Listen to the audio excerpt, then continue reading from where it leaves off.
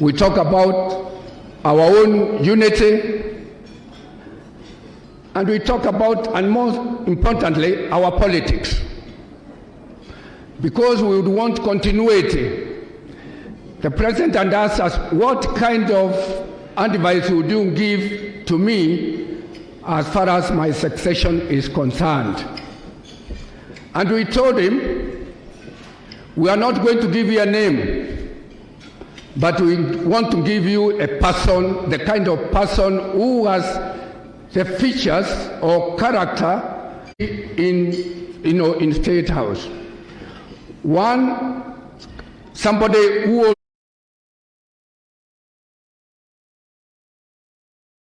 will take over, there will be continuity in the kind of project development that we are expecting, you have started. Two, somebody will not disturb our businesses, because we as Mount Kenya, Mount Kenya people, we value our businesses. So somebody who will be able to let us mind our own business.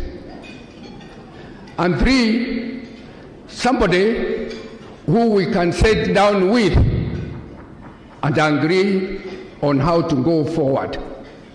That's what we advised the President when we went to Sagana.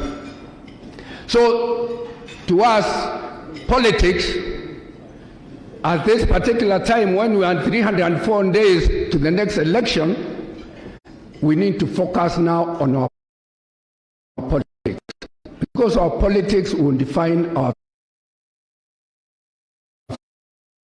future. We'll put our development projects on the side,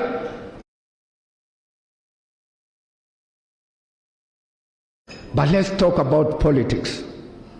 So we are here to listen to all the candidates who want to be the president. And today we'll be starting with the Right Honorable His Excellency Raila Odinga to come and talk to us. We hear him. On Friday, we'll come back here. Not the same group, but different invitees by Mount Kenya Foundation to receive the OCA team. We'll have His Excellency Kalonzo Musyoka, Musalia Mudavadi, Wetangula, and Gideon Moi. They will come here so that we also listen to them the way we are going to listen to our Baba this afternoon. So once we have gone through that interaction, we'll sit down and analyze who is it we want to associate, we want to relate with, we want to go with. We go and tell Our Excellency the President, this is somebody we recommend. That is the process we are starting from today. I think that's a good thing. So give me a clap for that. I hear that the clap is to support what I am saying. So today, we're going to have various speakers who will talk to us. The speakers we are going to have are different from what we have been having. We want to listen to what happens at the low level of our kind of businesses, medium, small enterprises. So we have the border representative, we have the MSMEs representative, we have the youth, we have the women, and then we'll be able to listen to other business leaders in this country so that we link them up throughout the pyramid. That's what we want to achieve. But before that, I want to acknowledge that I'm being given this responsibility to me by my chairman, Dr. Peter Munga, who is the chairman of MKF, and is the one I want to start with to make a small remarks, and then I'll be able to invite our speakers. That is what we want to achieve today. We talk to ourselves, and we also listen to the Right Honorable to tell us what is there, what is he can offer to us as the Mount Kenya people. So without much ado, why is my chairman, Peter Munga, please to come. Thank you. Let's give him a clap, please. This man has given everything to the community. The support he has been given to the community for the last nearly 20 years is really recognizable and is a blessing to us. Thank you, Dr. Munga. Thank you. Okay. Thank you very much, Titus, for that very elaborate introduction of why we are here. Your Excellency, Honorable Prime Minister Raila Odinga, Your Excellency, governors from Mount Kenya region who are here, members of Parliament, business people, and anybody else, good afternoon. Mine will be very, very short, Your Excellency, because we've had a very good opening remarks to give us the programs of today by Titus Ibue. But I would like to start by congratulating you for that triumph entry into that land of honey, milk and honey. That is Mount Kenya. And nobody ever thought that you could climb Mount Kenya and come down without slipping. And that's exactly what happened. So congratulations once again. Mount Kenya people have been described to you by Titus. And of course you know them for a long time. They are people you have worked with. Probably some of the people who are here with us today are people you have met in other occasions. And therefore I will not tire you with telling you who the kind of people that they are. But suffice to say that Mount Kenya leaders, Mount Kenya people,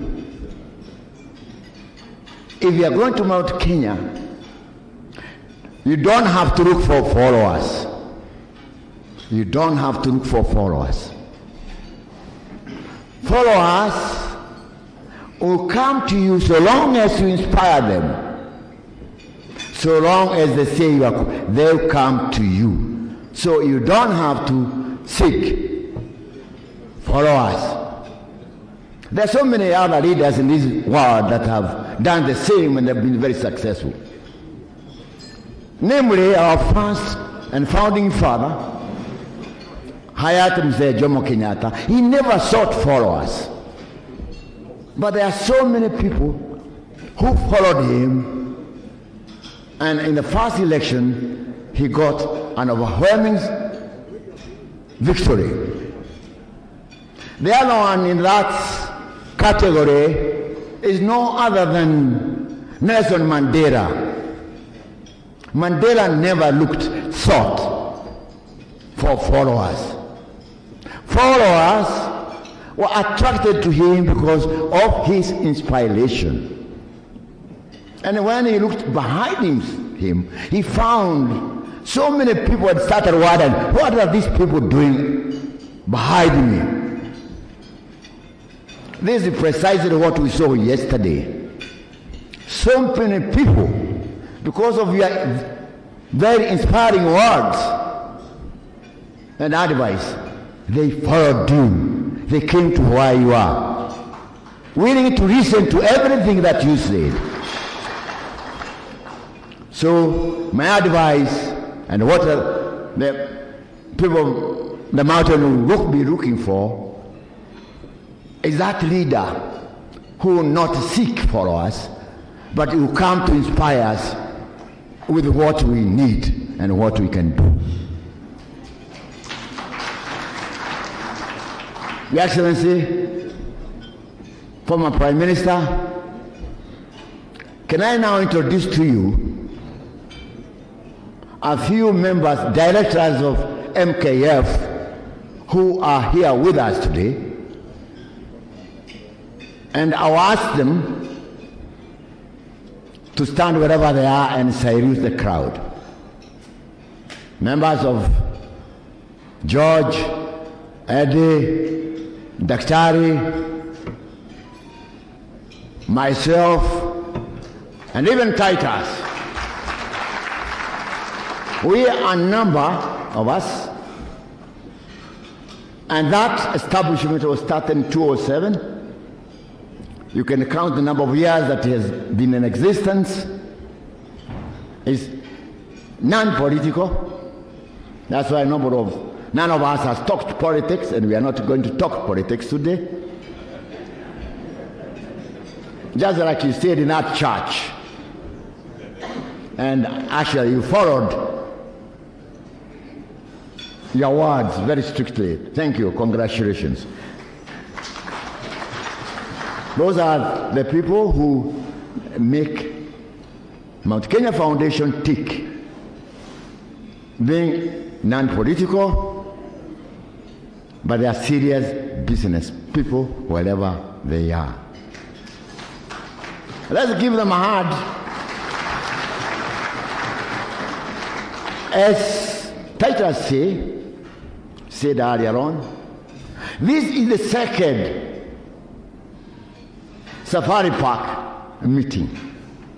The first one was held here, and you are invited for the first Safari Park lunch by people from Meru, Embu, and Rakanidi. We thought if we all came together, there is no hall that will be able to accommodate all of us together. So we said, why don't we start with Meru, Embu, and Rakanidi? And they invited you, and they were very happy with your sharing with them of your vision. So this is the second one. So you have been invited to Safari Park 1, 2, those who are here. We may probably also invite you for Safari Park 3 on Friday.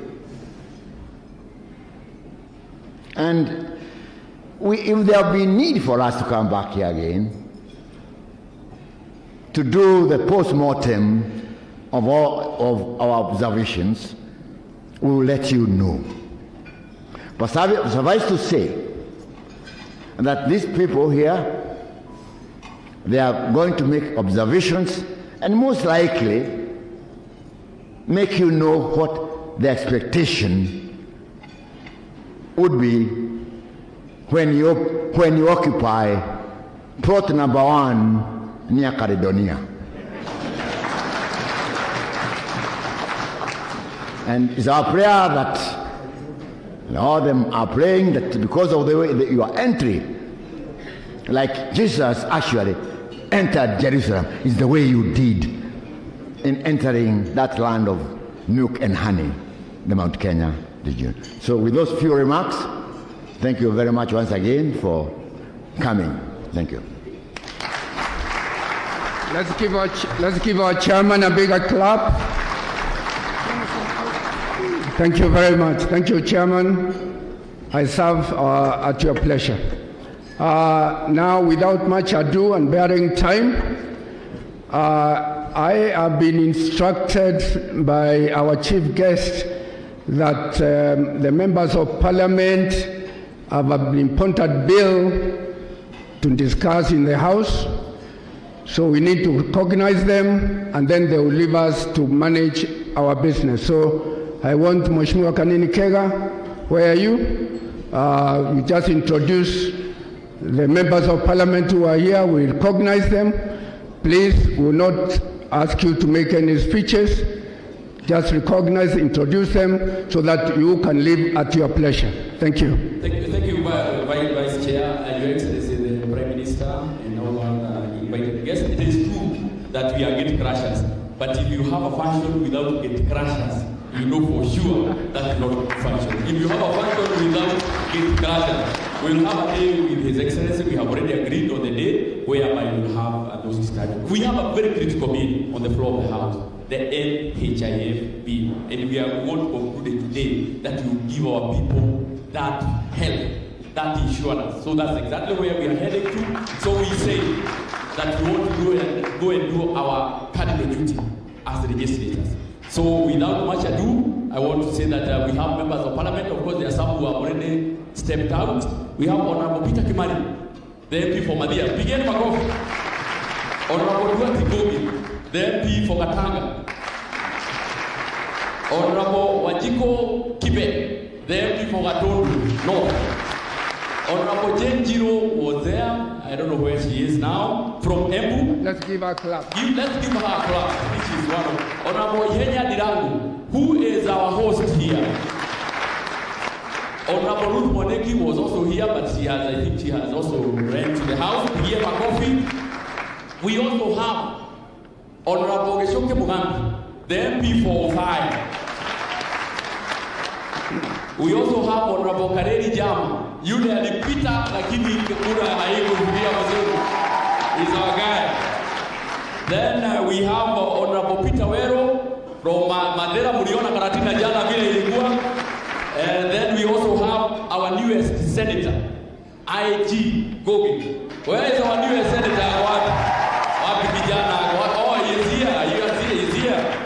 And then we have Honorable Wero, also from Dagoretti. We also have Honorable Junet Mohammed. Kiboko yao tukiwa naye kule bunge. We also make sure that we also go together. We Honorable Maoka Maore kutoka Igembe. Huyu wako hapa. Yeah, tutampatia nafasi asalimiane on behalf of the Honorable Masega kumpatia mic nyingine. Honorable Masega the MP for Kasarani, we go also with her here.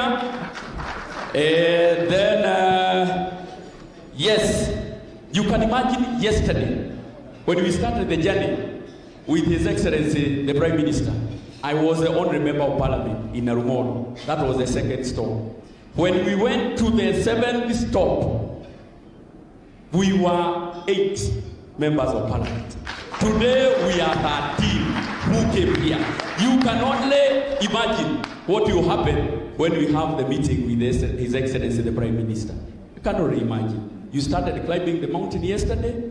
Ordinarily, it takes 7 days to climb the mountain. Yesterday, you started and you went halfway. You can imagine the mountain that is climbed with 7 days, he did half with 1 day. You can imagine when he comes the next time, he will be at the peak. Ohe mengi machache, tunaomba tu, tukibie bunge, we will have our day as politicians. Najua Katarina akipata microphone ya kumbuka protocol. Deputy Chief Whip in the National Assembly, his boss. So ningesalimiana on behalf of all of them. Niseme baba uko karibu pande hii ya mountain na pande ile ingine wakati utakuja. Na tulimalizana hapa, hatutaki kufanya speeches. Ni kusema tu, tuliona the president was complaining when we were in Bomas about having a baton to hand over for the race. And with that baton, whoever was to pick it, alianza kupotea the different direction. Tunakukaribisha baba from 2019. You have been waiting for this baton. Chukua, asante. Thank you very much, our elected members of parliament. We love you. You are our representatives. You speak on our behalf. You vote on our behalf. and we want to thank you for that responsibility you accepted to handle on our behalf. So we appreciate you. So you live at your own leisure. So without much ado then, Your Excellency the Prime Minister, Prime Minister, our first speaker is a young man called Kimani Wanduthi.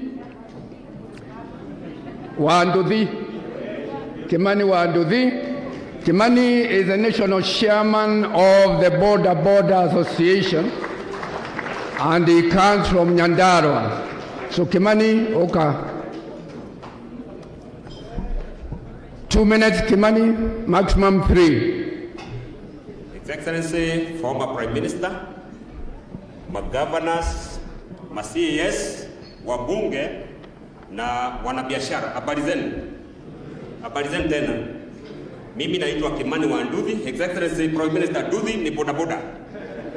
Kwa sababu inaweza kosa kueleweka ni nini. Bodaboda mimi naongea kama Mount Kenya kwa sababu mimi mwenyewe nimetoka Mount Kenya, area inaitwa Gano kwa Governor Kimemia. Kwa hivyo nashukuru sana na media mchukue sana. Sijaiona mwana bodaboda amefungua kuongea mbele ya kamati kubwa kama hii. Hepa. Thank you very much kwa sababu hiyo inaonyesha bodaboda wametambuliwa. Bodaboda peke yake Mount Kenya tuko almost 450,000. Ambao kwa watu wa bodaboda inakunywaga mafuta karibu lita 10. Kwa hizo pikipiki zote wanakunywaga lita 10 kwa kila bodaboda. Ukiangalia ile pesa wananunua kwa mafuta sahihi ni almost 135.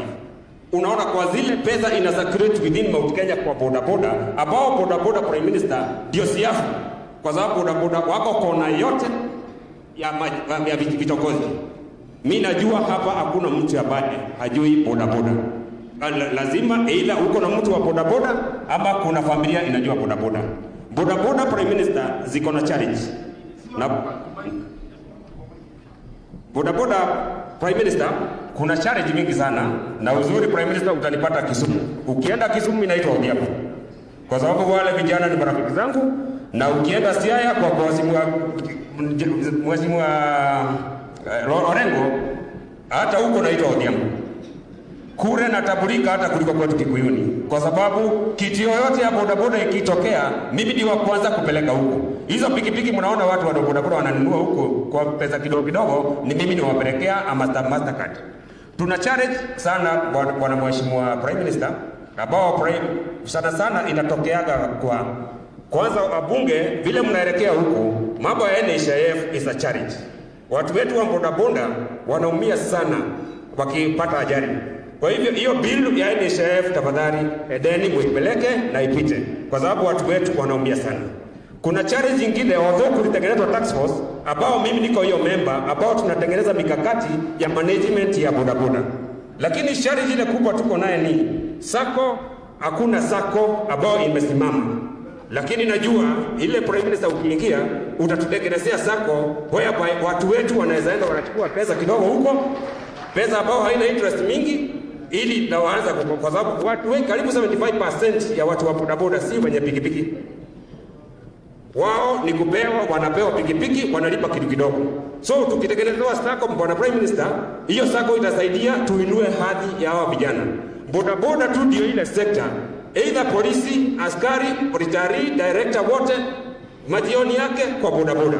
Ni kweli ama ni uongo? Kila mtu saa hii anakimbia kwa bodaboda kwa sababu hiyo tu ndio ile na pesa kidogo. Kwa hivyo bwana Prime Minister, kuna issue ya training. Training ile bodaboda wanaenda go training, ile training imewekwa ni ya gari. Lakini hiyo training ya gari bado ndio tunaenda kwa bodaboda. Unakuta hata wakati tunalipishwa tu kama gari. Kwa hivyo hakuna kipengele ya kuonyesha hii ni miguu mbili. Na issue ya insurance bado tuko na shida kubwa sana, kwa sababu watu wa bodaboda kulipwa accident kihappen, na I'm sorry Prime Minister, ukiona watu wa bodaboda sana wamejitokeza wakati ajali imetokea, sana inakuwa ni kwa sababu hata wakienda kule mbele dakika ya mwisho hiyo kesi inapotelea, hawalipangwi. Kwa hivyo ningeomba kwa insurance kuwe na act ambao ina specify policy ya watu wa bodaboda. alafu tuintroduce shule ambao itasaidia watu wa bodaboda, kwa sababu wengi wao wanajua kuendesha pikipiki kwa muda mrefu sana, lakini shida ni wakienda shule wanaambiagwa lipeni kama mtu hajai shule. Kwa hivyo kama tunaweza kuwa na mikakati ambao kwa sababu anajua kuendesha muda yake inapungua, hiyo inaweza kuwa usaidizi kwetu, Bwana Prime Minister. Mimi nilikuwa nimepewa dakika 5, lakini juu nimemaliza dakika 3, niko na patron wangu ambaye ataongea dakika ingine 2. Asante sana Bwana Prime Minister. Thank you. Thank you. Thank you very much, Kimani. Tumpigie makofi. This is the boda patron, the patron of the association. So we want to hand on what Kimani has said. Yes, Your Excellency. I think it's good to also put the national perspective, Your Excellency. Kimani has given the regional Mount Kenya perspective, but I can tell you, some people are wondering, and I can see my friend Peter Kenneth and others wondering why I'm the patron. Because the numbers make sense. Because as you've heard, if there are 5.2 million bodabodas in the country, then those are numbers that might excite anybody who's looking for positions in this country. But Your Excellency, the biggest problem that the bodabodas have faced is ruthless handling by the police. They are criminalized before they commit a crime. They are dealt with so ruthlessly without regarding that any one day, if you look at 5.2 million bodabodas, they consume fuel at 10 liters per boda, 7 million shillings worth of fuel. And in a year, they are upwards of 2.5 trillion in fuel. So in terms of contribution to the national development, in terms of national economy, they are an important role. They sit at the bottom of the pyramid. And at the bottom is where the strength is. It is these people who should be supported in whichever way. If you look at the manufacturing or assembly of bodabodas, that should not be imported by Indians and Chinese. It should be a preserve of the boda community so that they have a chain where they assemble at low costs and pass it on. I know there will be a lot of speakers, but Mr. Prime Minister, I would like to say this. When an item is very good, they say it has been well engineered. When an item is fake or false, they say it has been doctored. Tafakari hayo. You're an engineer. Tafakari hayo. Thank you very much.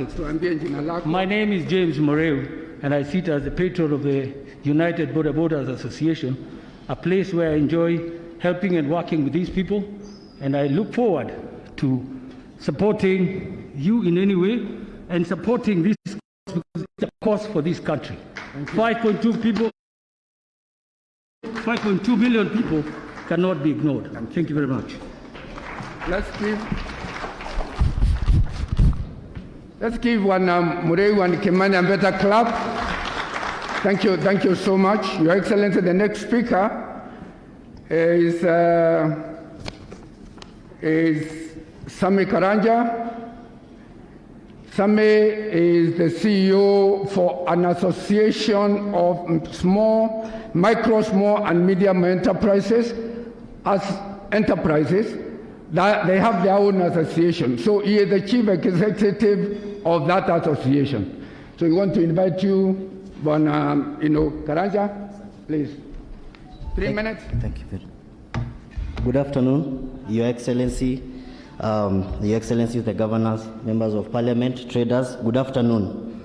I would like to take this opportunity and recognize the president of MSME Alliance of Kenya, Mr. Ben Mutahi, kindly. He's my boss. He's the president of MSME Alliance of Kenya. And we also have some traders who came with us. We also have Apostle Teresia Jenga, who is the Mutumba chairlady, Mutumba Association of Kenya. We have Carol Nyambura, who is the chairlady of Marikiti Market. Please let them stand up so that we cover. Okay. Carol Nyambura. We are live on television. Yes, Carol Nyambura is here. Asante. She's the chair lady of Marikiti Market. Do we have Apostle Teresia Jenga, who is the chair lady of Mitumba Association of Kenya? She was supposed to be here. And we also have Mr. Munene, also the Boda Boda Association of Nairobi. Mr. Munene, where are you? Yes, okay. And lastly but not least, we have the chairman of Mudhurwa Market. The chairman of Mudhurwa Market, where are you? He's there. Thank you very much. Allow me to just highlight a few challenges that we have, though we have so many challenges. But allow me just to highlight a few challenges. And one of the challenges that we have, Your Excellency, you remember about 2 weeks ago you came to our offices and you were able to have a conversation with you on the same. We have an influx of cheap and fake Chinese goods. Many times the government has imekuwa ikituambia kwamba sisi wanabiashara ni sisi tunaleta hizo bidhaa gushi or things which are fake and counterfeit. But Your Excellency, we have seen Chinese have been able to come and inflate the market, and they have taken the whole value chain from the manufacturers to the retailers. Unaona Chinese mpaka anafanya hawking, anaenda na kuuzia simu kwa barabara, wengine wako karibu kuuza mahindi. Your Excellency, we should have policies which govern or which protect the local traders. Kwa sababu you cannot do the same in China. You cannot go as a trader in China and do the same. And so we need to be protected because they have taken the whole value chain and they have financial muscles which we have not been able to build. The other challenge that we have, Your Excellency, is that we have overzealous tax policies. We are in a regime whereby taxes, we do not have any consultation when taxes are being, policies are being formulated. And that is why we have haphazard tax policies. And I can give an example of one tax policy ambayo iliumiza sana wanabiashara. It was the footwear policy, the East African Common Tariff, which skyrocketed the tax from 2 million to 6 million per 40-foot container in just a week when it was implemented. And in the East Africa countries, we are the only country which has implemented that. Why have other countries not implemented? And so we need a predictable tax regime whereby we know exactly what we are paying, because predictability in business is very important. The other challenge that we have is with consolidation of goods. Your Excellency, you remember the President from 2017 and 2019, he gave us an amnesty. And that amnesty was able to release 1,000 containers belonging to small medium entrepreneurs. Watu wale walikuwa Wanyamakema, watu wale walikuwa Gekomba, and you had His Excellency the President was gracious enough, he heard our cry and he released 1,000 containers. With that, we also need a regime whereby we can be able to lower the taxes, what we call the benchmark, from what it is. Right now it's still too high, so that we can be able to continue being in business. And the other thing that His Excellency the President has done, he has opened an exclusive place ya deconsolidate cargo, which is called the bomber shed, where His Excellency the Prime Minister was with us 2 weeks ago, and he saw how cargo has been deconsolidated, and we are getting cargo which is near our businesses. And so that is a plus even to the business community. The other challenge that we have is the CRB listing. Your Excellency, we are looking at a point whereby you are being devalued, your credit worthiness, because of the CRB. Na unajua saizi biashara imeenda chini sana because of COVID. We are requesting an amnesty towards that, so that even when you go to financial institutions for help, we can be able to be assisted by the financial institutions, because once you are profiled as a person who has not been able to pay, na ni biashara yako ilianguka, you can't have that assistance financially. We also need an economic stimulus on the same, whereby we have seen the His Excellency the President giving us it was about 8 and 2 billion shillings. But we are requesting for 25 billion shillings. Why? To resuscitate and also to cushion small medium entrepreneurs. Right now we are resuscitating businesses kwa sababu zimeisha, kwa sababu hata watu wengine wamefunga. We want to resuscitate and so to cushion and salvage what is left. And so 25 billion shillings to start with, as we look at the KPIs which are going to be put in place by the government to see to it that these businesses are able to remain afloat. Lastly but not least, we are requesting that we lower the cost of production of the local goods. Your Excellency, when you look at the cottage industries, the cottage industries have had a very punitive taxes, and you find that in these cottage industries, we do not have policies that govern. We have a lot of, let me say it, archaic policies. And these archaic policies, they govern the cottage industries. Ukiangalia China, they started making their small things in their balconies, toothpicks, earbuds, and the rest. For us, even to get a license, a small license, to be able to even to produce in your backyard, it calls for NEMA, it calls for cabs to come and stay and keep you afloat for 59 days. It calls for so many other things to be put in place, and it's very archaic. And so we are asking that the policies which have been put in place, they should be enhanced cottage industries, because it is the economy. We cannot be able to raise the economy by taxation, but only production. Lastly but not least, let us have a people-centered development plan, whereby the center of the policy formation should be the common mwananchi, the person in that lower cadre, because that is the person who is holding the economy on their shoulders. The mama mboga, the boda boda people, we are taxpayers. When you look at the projections of GDP projections, we contribute half of the GDP projection.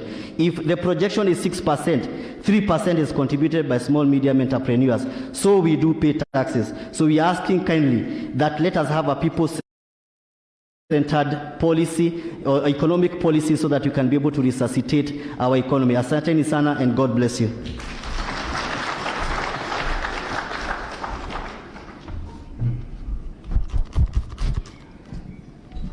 Thank you, Sami. Let's give him a bigger clap. I see that his chairman is here. Chairman, just bear with us. We'll ask you to talk to us on Friday. Okay? That's a commitment I've given you. Instead of Sami talking to us, you'll be the one to talk to us on Friday. And thank you for being here. Sami, thank you. That's really articulate. The growth of our economy really is in our MSMEs. That's where the growth is.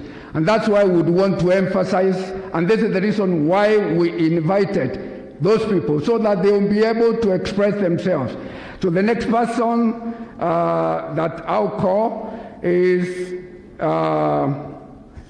Solomon Kuria. Solomon will talk on behalf of the youth. He is a youth leader from Mount Kenya region and also a member of the Jubilee Youth League. And Solomon is from Nyandarua County. Solomon, please. Thank you so much. I think I like the signature of Baba. Haya. Simunaijua? I like that signature. Iwo inaamsha mtu hata kama umelala. Your Excellency, Right Honorable Raila Odinga, Mount Kenya Foundation, Chairman Peter Monga and Vice Chair SK Macharia, our governors, and distinguished members of Mount Kenya region. Good afternoon. My name is Solomon Kuria, a youth leader from Mount Kenya, born and bred from the land of milk and honey, Nyandarua County. And before I continue, I would like to acknowledge, in Gikuyu we say, Modo atoga gari kare dhana. So if you don't acknowledge your age mates, you're going to have it after that. So all the young people, all the young leaders in the house, kindly be upstanding. Kindly.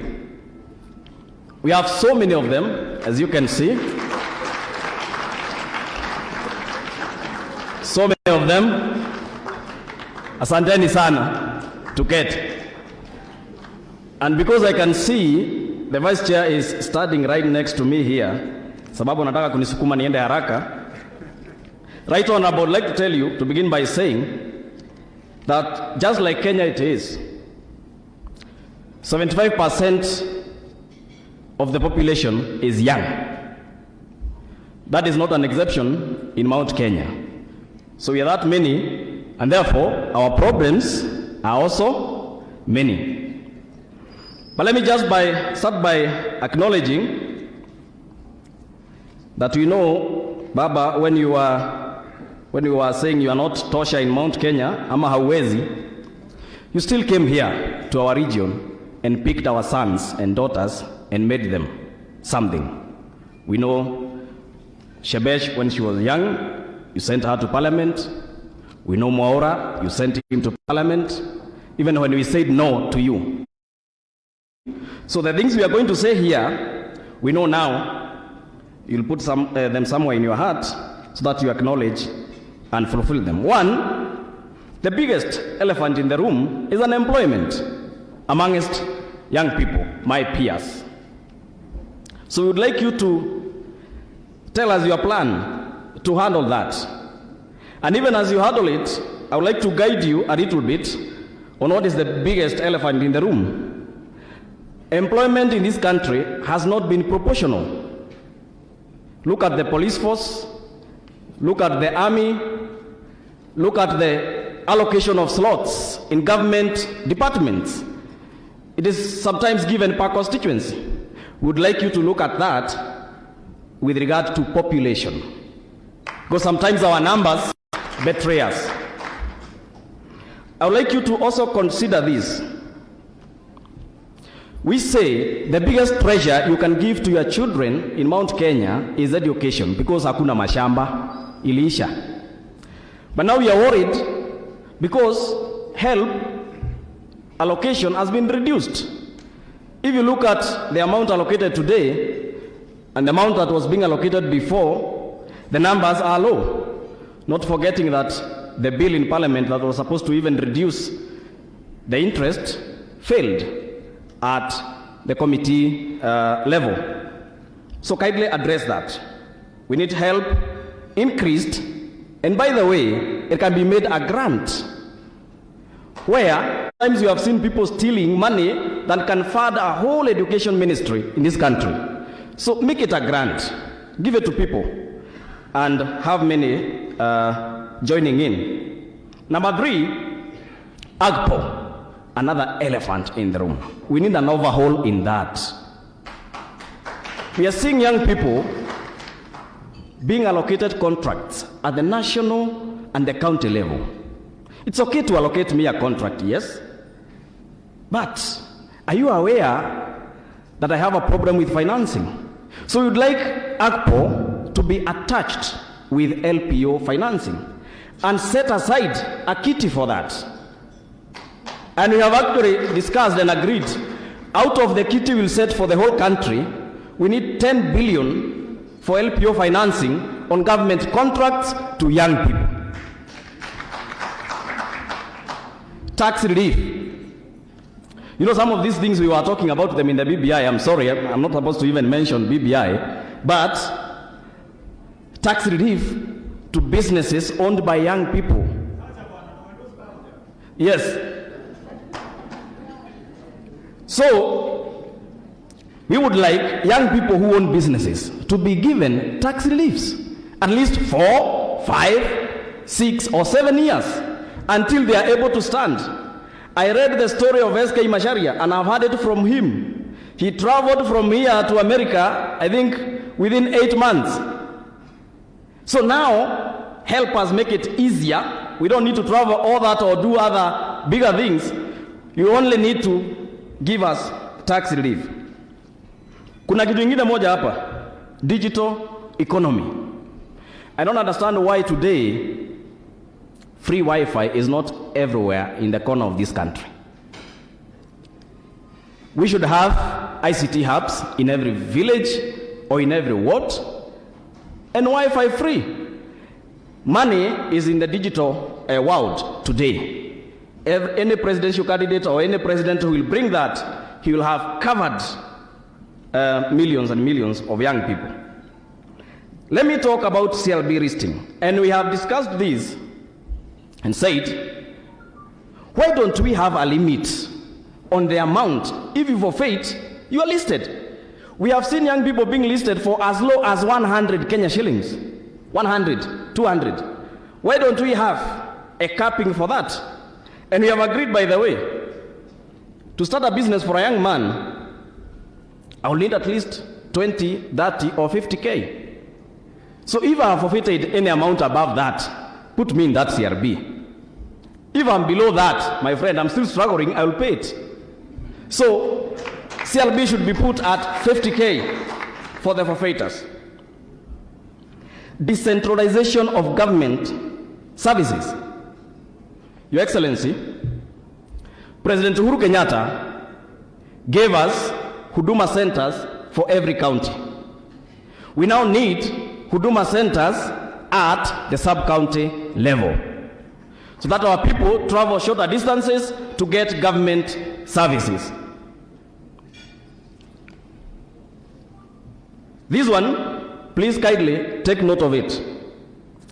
Tax incentives to employers. There is no any graduate who should leave university or college and fail to get at least an attachment or paid internship. If we have a regime which organizes with the employers that if you employ graduates from these and these universities or these and these colleges, we are going to give you tax incentives. Someone like SK Macharia at Royal Media, if I go there, he's able to have as many interns as possible because the government gives him a tax relief. That is very important so that we can able to absorb our learners.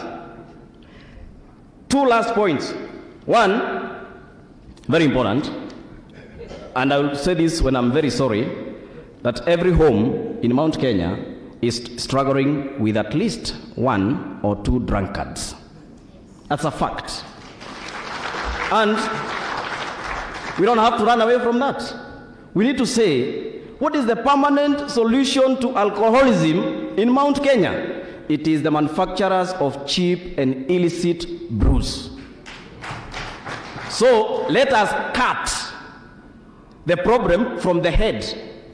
Let us stop going down to the drinkers, to the alcoholists. Let us deal with the manufacturers of the poison. Baba, lastly, I need you to mainstream, these young people with government opportunities. Let's say, at least since I've been an adult, I have not seen a young minister, fully fledged minister. And now, at least for a start, out of 20 ministers provided for in the Constitution, give us only 4, just 4. And in those 4, you'll be sure we are going to revolutionize. Because there's the language of the young people, when they don't see their own, they don't see themselves. But when they see their own, they see themselves. It is a mirror of them. And therefore, you'll have more easy time when you have warriors in the field than when you have injured warriors in the field. And I'm not saying the elderly are injured, no. But a young person, Jamba, will be able to move faster. Thank you, Solomon. Asante. Raila. Nyasaye omedidalo. Mangenyi modo imedikonyo pinywa. Asante sana.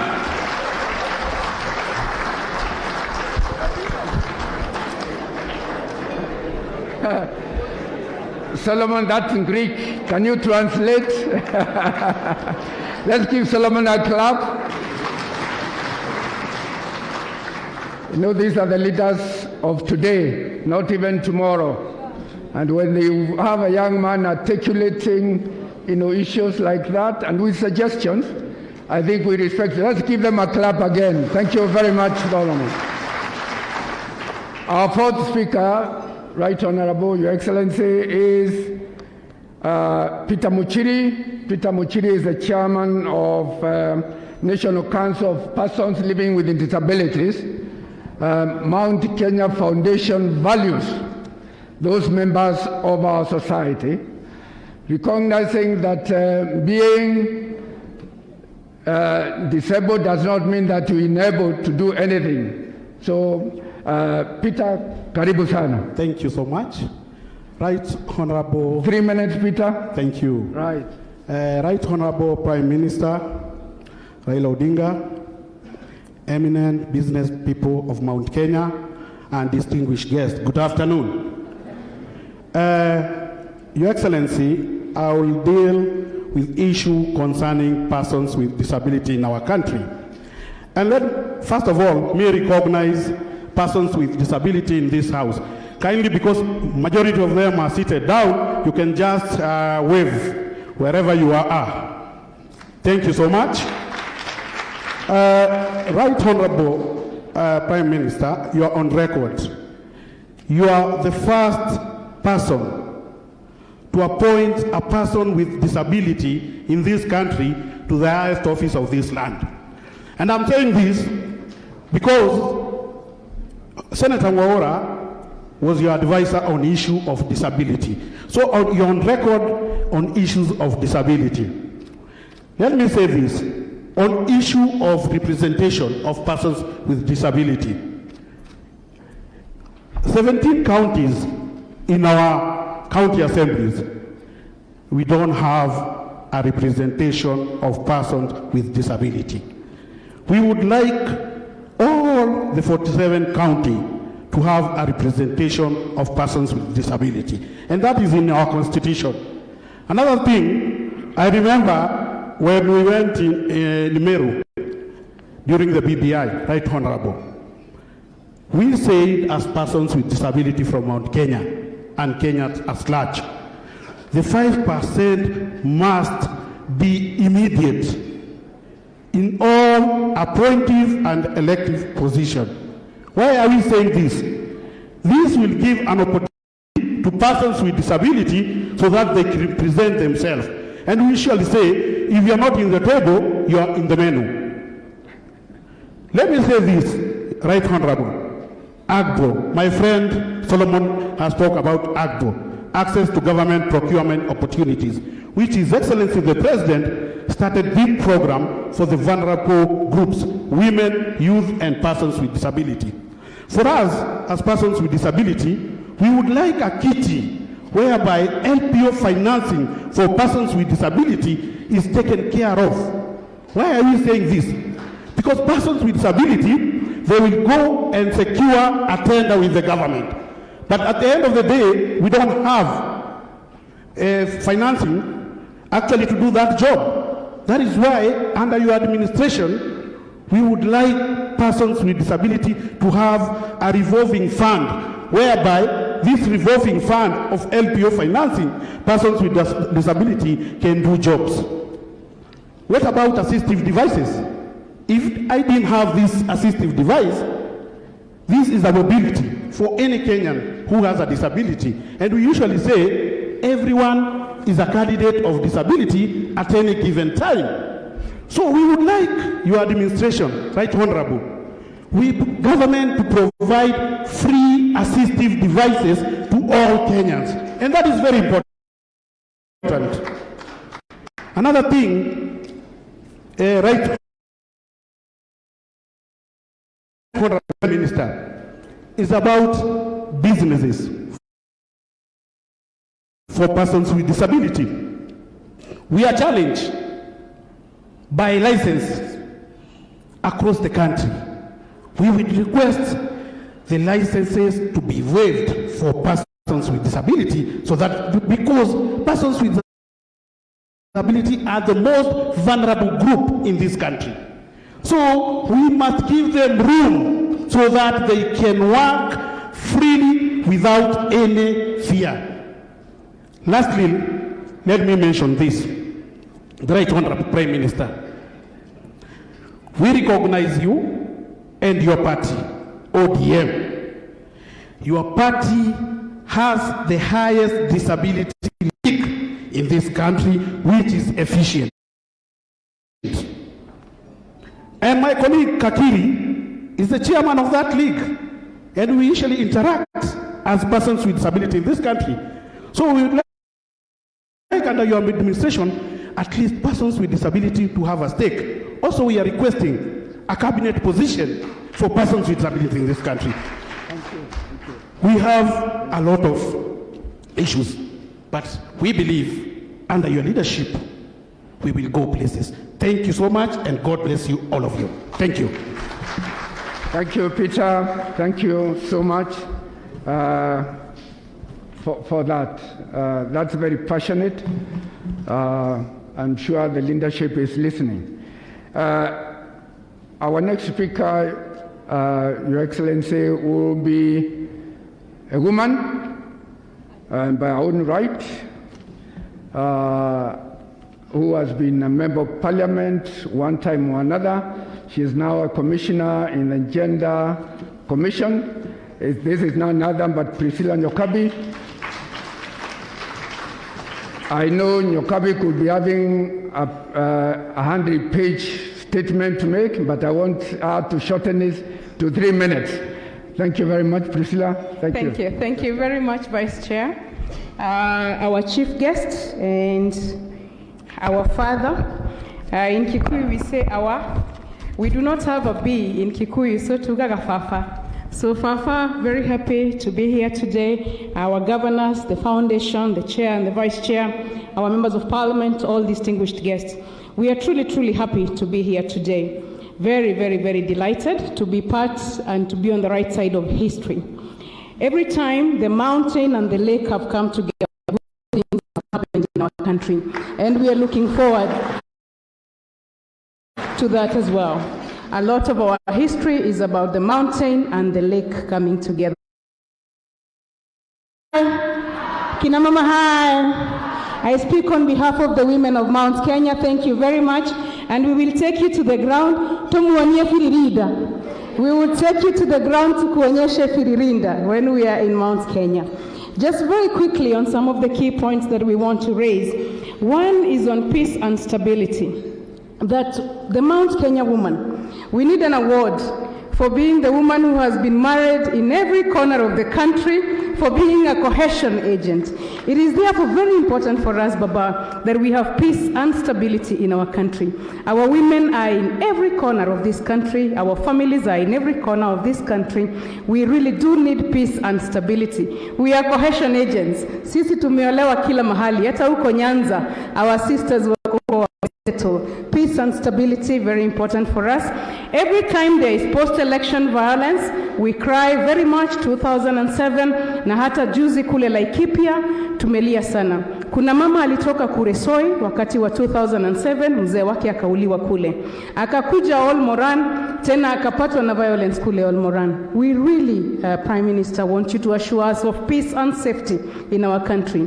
We are a community of business. Everywhere we go, if we get peace and safety, we will be able to do the rest for ourselves. And we want, Prime Minister, respect for property. This is land that we buy, land that we buy in the places where we settle, land that our diaspora has bought everywhere where we are at. We need to be assured that private property will be respected anywhere in this country. We cannot be foreigners in our own country. We are citizens of Kenya like everybody else. We can settle anywhere in the four corners of our country. And we trust that in your government and in your leadership, we will be safe and we will be peaceful and we will be stable for us to continue to do our businesses. On the other issues, Mount Kenya, health is a big concern. Baba, the way we are called watu wa waru, ukweli hizo waru zimetuumiza. We lead in diabetes, we lead in hypertension, we lead in cancers and mental health. Health needs to be a priority in the government and in the affairs of our country. In the UHC, the President has already prioritized health. We want to see that continue. More resources put into healthcare, prioritization of health resources, getting to health facilities, health workers, a lot of issues that we could raise on health. We want you, Prime Minister, to understand us as a community that has to prioritize health. The Cancer Center needs to be put up in Nyeri so that it can take care of our cancers in good time. Our health interventions are coming in way too late to save the lives that we need to save. We are a mountain community. Mount Kenya is a water tower. So water, Prime Minister and our father, is an important matter for us. Aberdare is also a water tower. In fact, the country has 5 water towers. 2 of them are in Mount Kenya region. It's been very sad to see the water moving through our streams, moving near us, but no water in our homes. We want clean and safe drinking water in our homes and water for irrigation as well. For our men, we have been very happy with the last mile electricity connectivity. But let me tell you, if you told a woman between electricity and water, what would we choose? Water! Last mile water connectivity. Prime Minister, we need last mile water connectivity. Water in all our homes, water in our mountain homes, but water in all of the homes in our country as well. And the dams and everything that we need in water infrastructure also done. Education. We are a region of education, more emphasis on education, our polytechnics, our universities, more resources into education, and 100% transition to secondary, but also 100% transition to college and skills building. Education, very critical for us. Agriculture. We are farmers. Agrarian economy is really our lifestyle. We need, Prime Minister, the Ministry of Agriculture and Farmers Protection. And we do actually countries, the Ministry of Agriculture and Farmers Protection. Our farmers need to be protected, and we need all of our products to be processed so that we can have jobs for the young people. Tea, coffee, dairy, horticulture, rice, poultry, pig farming, fish farming, flowers, miraa, pyrethrum. We are really an agriculture economy, and we are hoping to see that prioritized with the inputs and the fertilizers that we need, with cooperative societies revived. We are a society of cooperatives. We need that covered, markets, both local and international. Really a lot that we could say on agriculture. And for all this, it brings us down to the 35% allocation to counties. We do need the 35% allocation to counties, the 1 man, 1 vote, 1 shilling. I'm seeing Governor Nyoro here. In Kenoru, the joke was 1 man, 2 women, 3 shillings. So we need to go to the 1 man, 1 vote, 1 shilling. And we really need that protected. On the gender rule, the 2/3 women agenda and the 2/3 gender rule that was in the BBI, we pick up the proposals, and Baba, you ensure that in your government and in your proceedings and in your arrangements, the women are partners. The Mount Kenya woman is a partner to the Mount Kenya man. Part of the reason the mountain is strong is because the Mount Kenya woman is a partner. The Mount Kenya woman is a partner to the man. We are offering you, Baba, the same partnership. The Mount Kenya woman will be a partner to you in the journey. We are even hoping Mama Aida akikubali, utachukua nyumba ndogo hapa kwetu. Ndio watu wakisema umezeeka, unawaambia uliza bibi mdogo kama nimezeeka. Baba, you are our Joe Biden. You are our Mandela. We look forward to a bright future. And we women of our country are ready to work with you. Please work with us. Karibu sana. Asante sana. Thank you very much.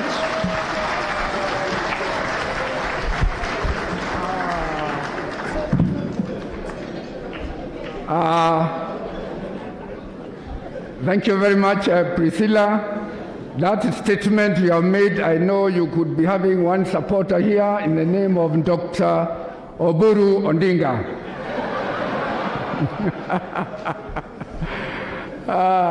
Thank you very much, for that comprehensive report, very well articulated, and I'm sure Baba will even listen to the latter advice that you're given to him.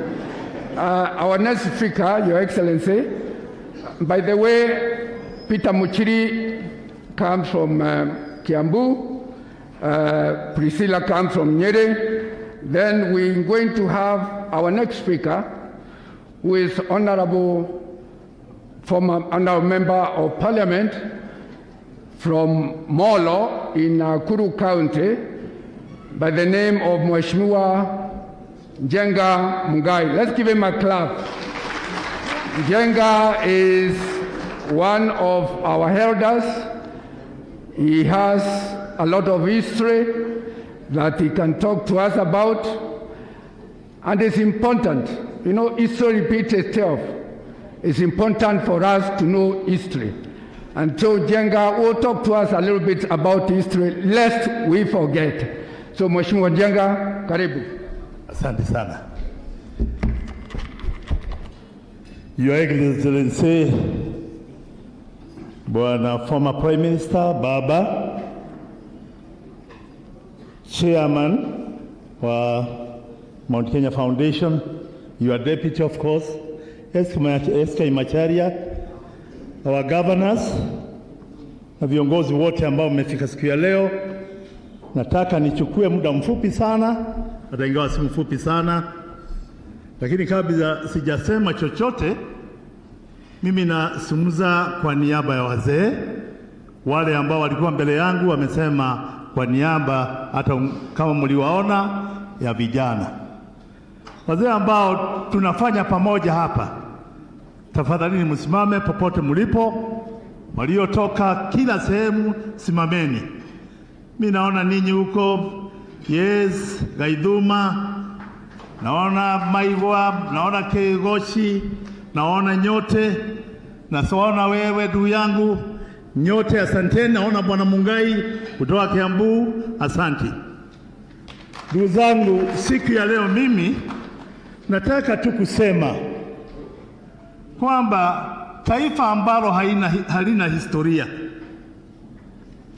halina mwenendo na halina maisha kule mbele. Kwa hiyo na imani kama vile Wakikuyu wanavyosema, umuthi niguo teithagia rucio, ira rirateithirie umuthi. Miaka ĩrĩa yathirire ĩgũteithia kũmenya miaka ĩrĩa tũgathiĩ ũrĩa tũgatura. Nimesema kidogo kwa kimombo. Nasema hayo Bwana Prime Minister kwa sababu hapa walio wengi leo ni Wakikuyu. Wewe umekuja hapa kama mzee ambaye tunaheshimu kiongozi wetu, na nikasema nianze na hilo nimesema. Nataka pia kuchukua nafasi hii, Your Excellency the Prime Minister, to thank His Excellency the President Mheshimiwa Uhuru Kenyatta. Uhuru, kwa wale wote ambao wamesikia tukisema pale na hapa, Uhuru tukimwangalia ni kiongozi ambaye anaangalia historia ya nyuma, anaangalia historia huko, na Uhuru hachukui historia kwa mchezo. Uhuru anakumbuka yale yote ambao sisi wote tumeyapitia, lakini wengi wetu wanasahau. Bwana Prime Minister, nataka kuchukua nafasi hii kwanza kukushukuru wewe na kumshukuru Rais, kwa sababu wale ambao hawajui siasa, pahali tulikuwa tumefikia 2017 was a very delicate moment, na pahali ambako taifa lilikuwa tu karibu kutumbukia katika shida, na kuna wale waliokuwa wakitaka shida iingie ndio isemekane unaona wameshindwa kuongoza. Wakikuyu waambiwa mnaona mmeshindwa kuongoza, lakini wewe mwenyewe ukawa na doto au ukawa na hekima au chochote kilichokuguza na kikamguza ndugu yako Mheshimiwa Uhuru Kenyatta, mkaamua tusahau yote ambao tungetaka, tusahau yale yote tumefanyana, wacha tuamkuane, wacha tukae pamoja kama wazee wa nyumbani au vijana wa nyumbani walio wakubwa katika boma hii, tuokoe boma hii. Mlipokaa pamoja mkasalimiana, mliokoa Kenya sana. Sisi ambao tunakaa sehemu ambazo zimekuwa na misukasuko na shida nyingi, tulikuwa tumeona dalili za mambo ambayo yangekuwa mambo ya machozi, mambo ya kuharibu tena baada ya kuharibu kwa miaka 24. Nasema tukianza kusema vile Mjaluo na Mkikuyu mlianzana, Mjaluo na Mount Kenya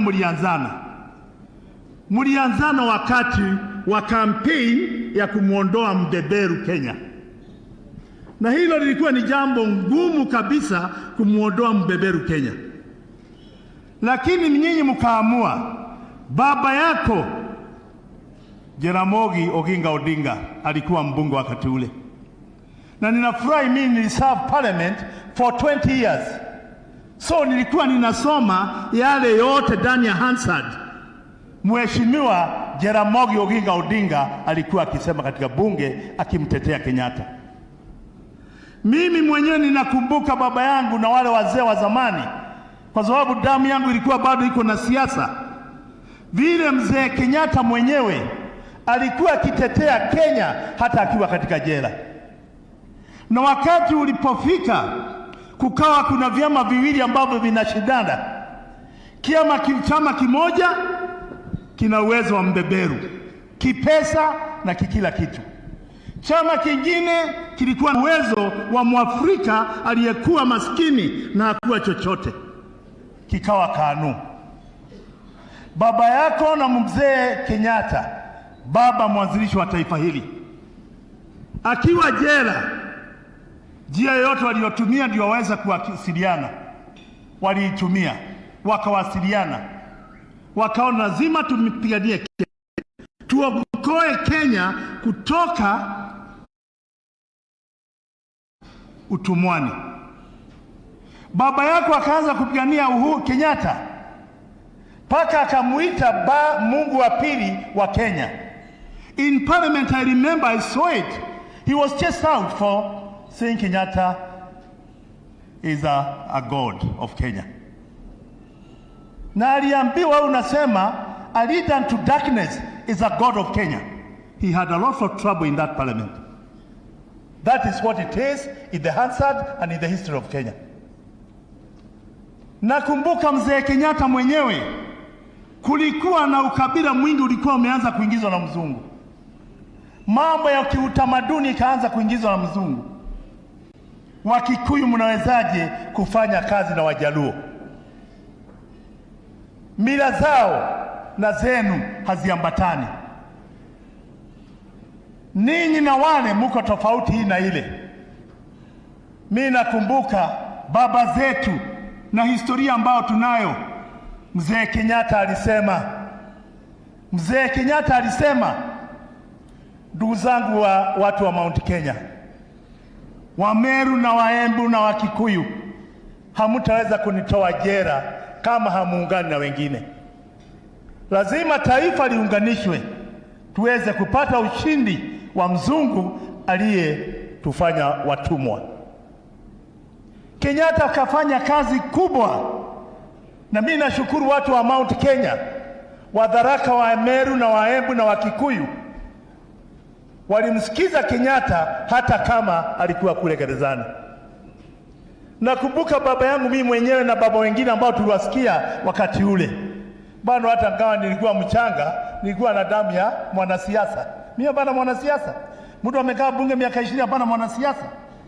Tulikuwa na yale mambo ya kusikiza kilichokuwa kikitumaliza, kutuharibu na kufanya watu wetu wawe watumwa. Wengi wetu waliokuwa vijana wakati na watoto waliona wamama na wazee wakipigwa na mzungu, hata kupigwa na viatu, kukanyagwa na mambo mabaya kufanyika. Lakini Kenyatta akasema, kwa sababu nimeona sasa kuna sindano imewekwa, na hii sindano huenda ikawagawanya Waafrika washindwe kupigania uhuru.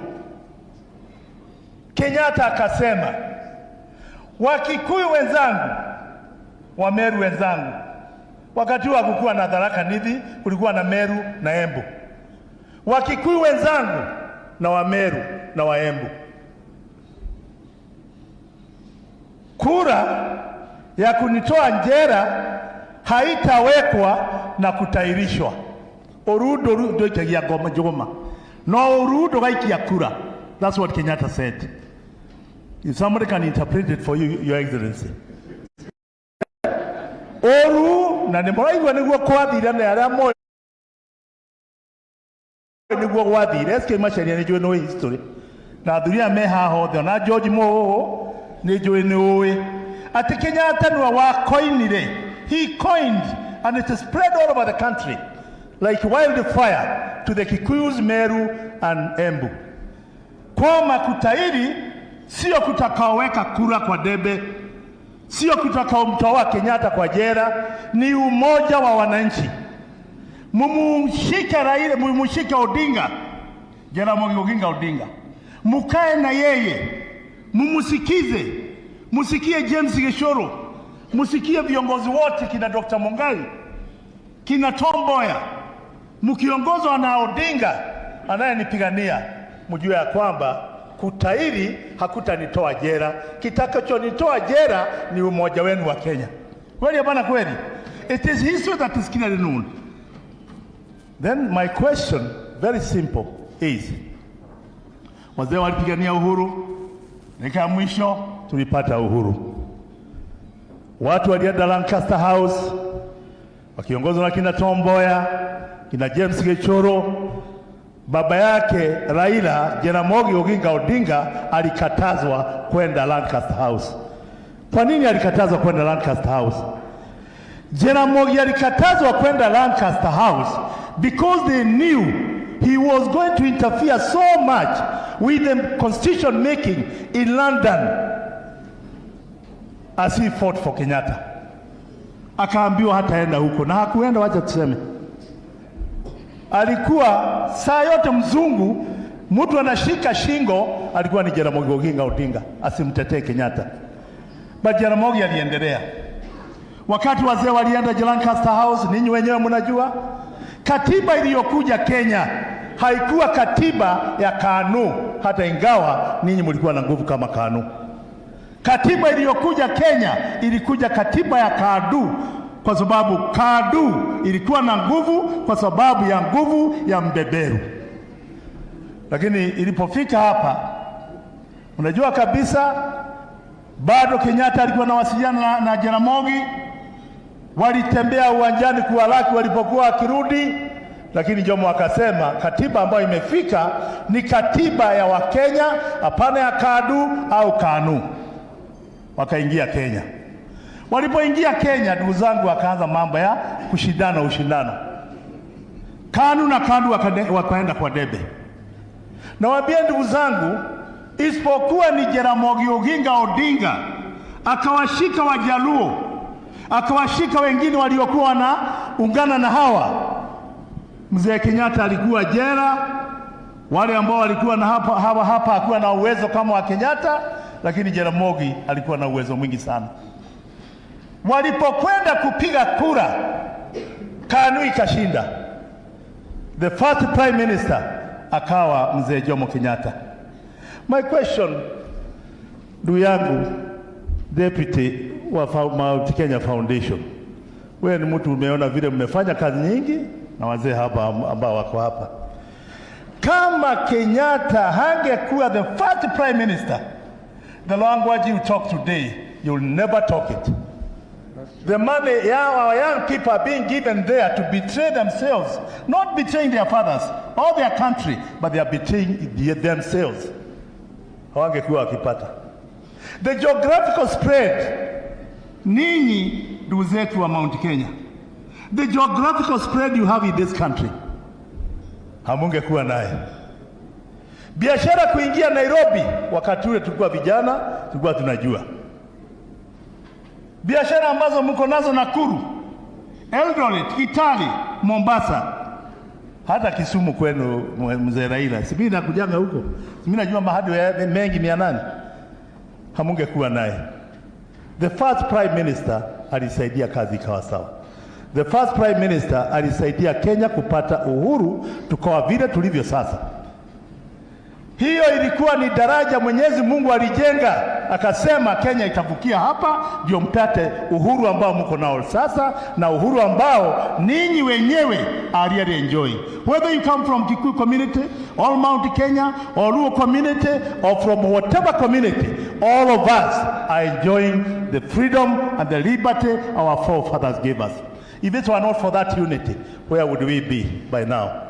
We would be having Rift Valley, kama Zimbabwe, White Highlands, native land ya wazungu. We would be having the coffee land in Central Region, ikiwa the coffee land of the white wazungus. Lakini wale wazee wawili wakajisacrifice, hiyo ndio historia. Nikiendelea mbele kidogo, zo sitaki wakaisha sana. Nataka kumkumbuke ya kwamba wakati wa vyama vingi mlijua vile iliendelea. Kulianzishwa mambo ya upinzani inaleta nini, mambo yakawa mabaya sana. Watu walikwisha Rift Valley. I don't want to tell you because you all know it. I was a member of parliament, a very vocal member of parliament. Anybody knows. And I want to say, James Orenga, were you not my witness that I was there that? And even Baba, si tulikuwa na bunge. Si uliona mimi sikuwa mtu ya kucheza. Mambo ilikuwa mbaya kabisa. Na saa nyingi Orengo alikuwa akiniambia, don't tell anybody the way you travel. Just walk out, let nobody know how you go home. I remember Orengo asking me, don't ever leave Nairobi after 3 p.m. Uwe ukienda wakati unaonekana mchana, ukigongwa unajulikana uligongwa. And you were tested many times. He knows. He got me from jail many times. Wakati ule mnakumbuka, watu walikufa wengi, vita vikawa vingi, vikasemekana ni wapinzani wanaleta. You all know who did that kind of dirty game on Kenya to destroy Kenya. Mimi naona gavana ambaye ninampenda sana anaitwa Oparanya hapa. Oparanya, be honest. What happened to Mitaitai farm, which belonged to Waluya upande ule? What happened? You know it. Don't tell them. If they want it, they can wanaweza kudig history. Professor Ongeri nimuona hapa. I saw you. You have been victims. Your people have been victims of the same people with the Kikuyus in Rift Valley. Say the truth. When we all know all these things, we've witnessed all these things, we understood all these things, we tend to be burying our heads in the sand. We don't want to say the truth. Let us stand up and say, hata kama ni miaka ingine 20 au 30 wakae kando, wengine waingia kwa uongozi. Because they did it. Whom have they not touched? Whom have they not touched? Wamasai mmekuwa hapa. Ninyi wenyewe, tell me about your Transmara. What happened to Transmara? I know the boundaries of Transmara. I know where people used to plant a lot of maize there. What transpired during that era? Mulipoteza, and it is true, mulipoteza. That's why I'm saying, unless Kenyans want to blind themselves, unless Kenyans want to make themselves dead, unless Kenyans don't want to remember history, that was transpired. We want somebody who will give us a clean sheet of this country. Juzi baba, tulikuwa na wewe wakati mambo yalikuwa moto. Huyu ni Kibaki, huyu ni Wamarwa, Mama Ngilu na wengine, mambo yakawa moto sana. Mzee wetu nimpenda sana, alikuwa anaitwa Nyachai, nimpenda Nyachai for your information. There's a lot of good things he did in Rift Valley for all communities. I know him. When I say I liked him, I liked him. Mlipoingia katika siasa ngumu sana. Mukaingia siasa ngumu. Let's be very honest. Honorable Raila, it's only because maybe you don't like to tell people what you did. Hamukuwa marafiki na wajumbe wengi. Watu wengi waliona wewe unaonekana sasa unaanza kukataa maneno. You are now bulldozing. People walimuita yani bulldozer. Lakini akasema hatutaliokoa taifa kama kuokoa taifa ni tugawanyike vile vyama vingi kama vile Ford City, Ford Kenya, na vyama vingine mlipogawanyika, mkaenda uchaguzini, tukashindwa. I'm seeing the same thing going to happen here. We are going to perpetuate that same leadership. Raila, we mwenyewe, God knows, ukaenda ukasema Kibaki tosha. Why you not another bridge? The same community coming to build a new bridge again to rescue Kenya. The other day, when it almost collapsed, when somebody was planning kuona ya kwamba rais wetu anapigiwa kura ya kukosa imani, wewe mwenyewe ukasimama mbele, handshake. Hiyo kura ikapotea. Tena hapo ukaokoa. Mwenyezi Mungu, let me tell you, Wakikuyu na Wameru na wale wengine, mimi najua leo ni Wakikuyu wako hapa, lakini mbu iko jambo ambalo mimi nataka kulisema na ukweli ujulikane, uongo uwekwe kando, kwa sababu siku za mwisho za Mwenyezi Mungu ukweli utawekwa pale, uongo uwekwe pale, tuone ni nini kitakachoushinda. Rais alikuwa anataka awekewe a vote of no confidence. Vote of no confidence by the same person he assisted to come where he came. Lakini Mungu ni mwema, mlipoungana Kenya inaendelea. Mabarabara yamejengwa, mambo yamejengwa, na nisiposahau, kwa sababu naweza kusema mengi kuhusu historia, mjue kuna historia ambayo tunasahau, na ndio kwa nini wa Kenya tunazidi kuingia ndani ya shida kwa sababu ya ukabila usio na maana. You remember when Enos Pukia was struck? Honorable Raila, I was with you in parliament. Honorable Odinga, I was with you in parliament. When Enos Pukia was struck, I was the first person to go to Enos Pukia. After I was called, akukuwa na hii simu hii mambo ya mobile, ni upigiwe simu ukiwa Moro, uanze safari na gari, uingie Naivasha, uanze kwenda, na tulipoingia Enos Pukia, vile tulikuta police na vile walitufanya.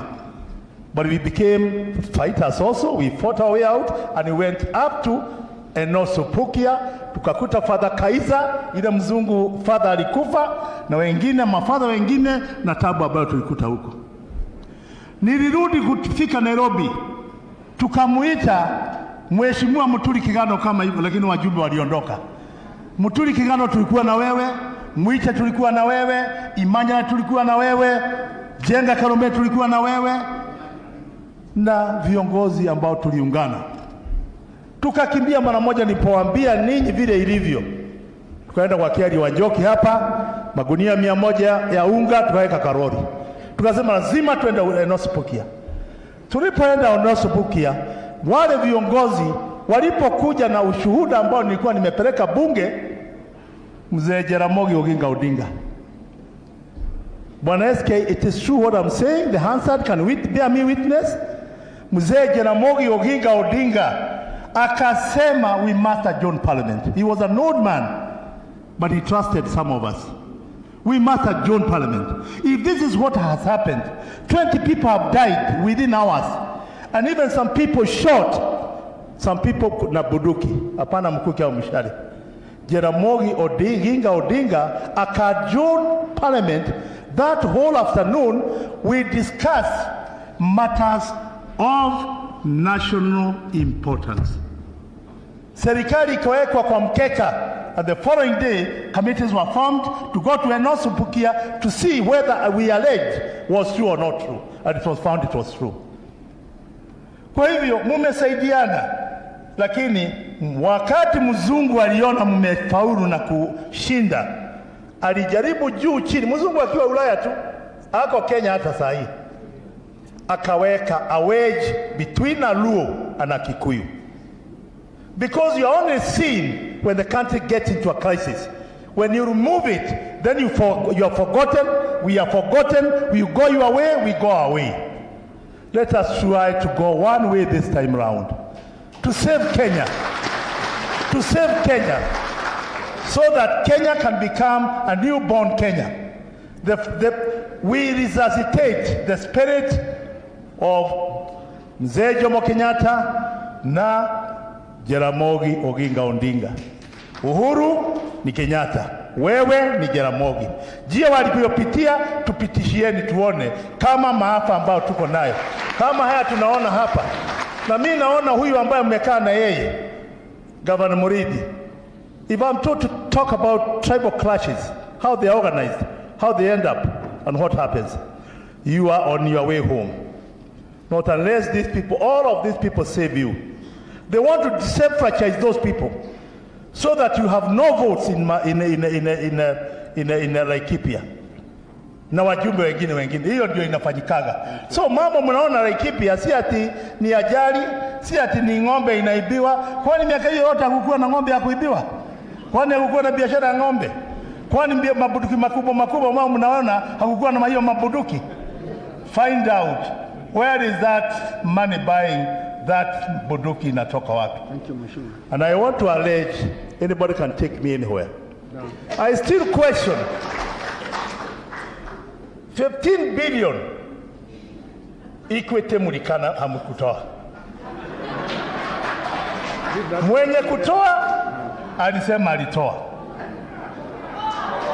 Mbele miaka ya mbele niwaambieni ninyi, watu walikuwa wanapata training kutoka Transmara, wanapata Doinet, wanapata Mount Elgon. Mount Elgon ya Kenya, hapana ya Uganda. Who knows what is happening in Laikipia is the same training grounds that have been revived with that money to come and do the damage it is now doing for Kenya. God bless you. Let me say not more than that, but I wish I had more time to say the history you either know or don't know. Thank you.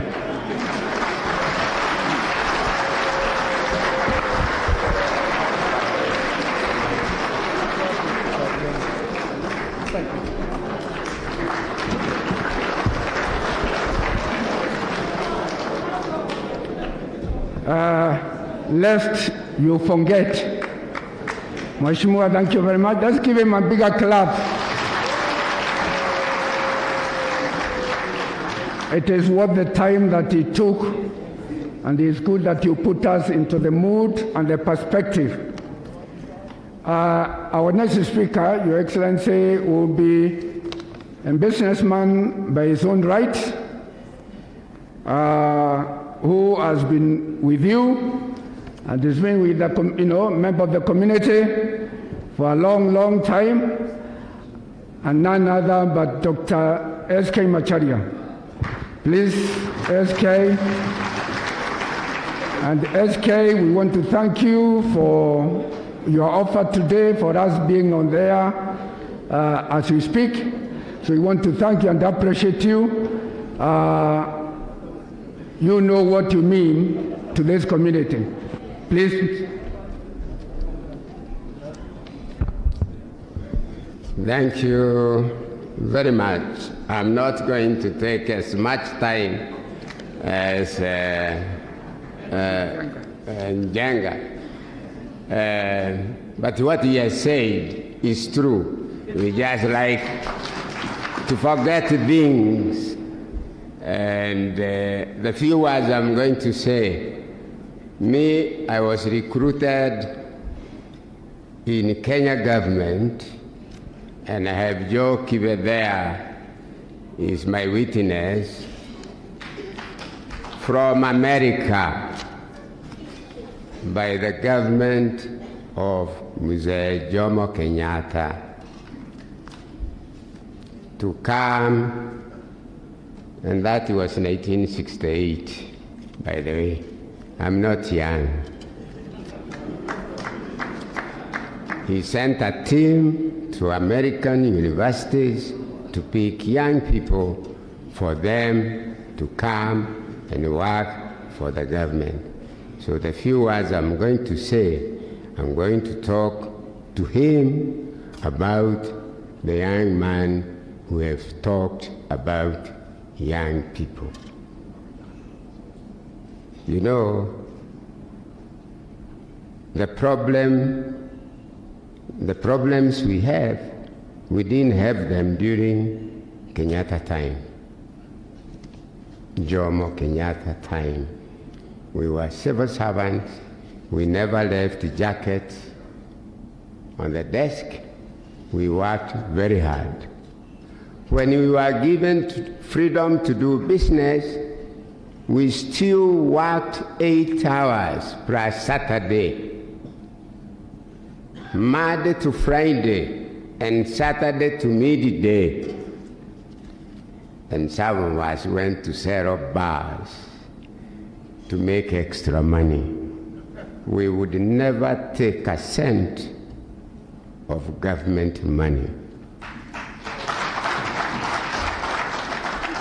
We only worked for the government to make money or to provide the services for people to do business, and then the government taxes, and those taxes would then help the businessmen to make money. Even today, first, after 2017 election, so that I don't forget this point of what we are talking about, we almost lost this country. See, all we know that. Jagat has talked about 1991, 92, we know all about it, some of us. The young people may not know. When we almost lost the country. And lost the mountain, by the way. Almost lost the mountain. From where Kenyanjui comes from, up. Governor Kenyanjui, the one I'm referring to. After 2017, again, we almost lost the country. Our president, President Uhuru, you remember, he was sworn in. Was he not sworn in? And if the president is sworn in, he's the commander-in-chief. There is nobody who can play around with that government. And some people dared. Led by my friend here, but I was talking to him. You know, some people dared. And they almost, I know Olengo, where is Olengo? James. We were together in Young Turks when we were being beaten by, I'm sure you are going to explain him what I have just said. Some people dared him. But he has that instinct of his father, the love of this country. Somebody with the sword went to look for somebody meddling around somewhere. He found him and told him, let's not tear this country that was left by our father to all of us, among us, and two of us were among us, among Kenyans. That's how the handshake came. Without President Uhuru, there would have been no handshake. We salute him.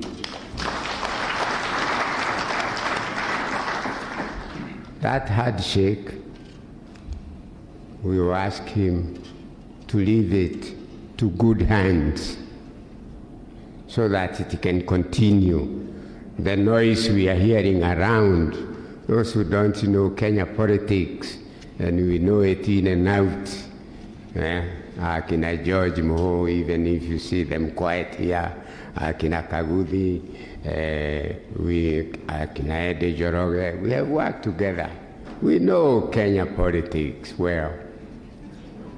We believe President Uhuru Kenyatta will leave this country in good hands, the hand he went to look for, to shake hands.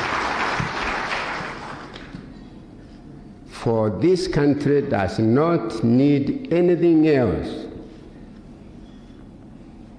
If he's going to come and allow corruption to continue in this country, believe me or not, that young man who spoke here so nicely and really touched my heart Because I know I started when I was very young. See, I told you I was recruited in 1978, I was 68. I was young. If I was 70, I'm 78 now. You can now deduct and find out my age. Yeah.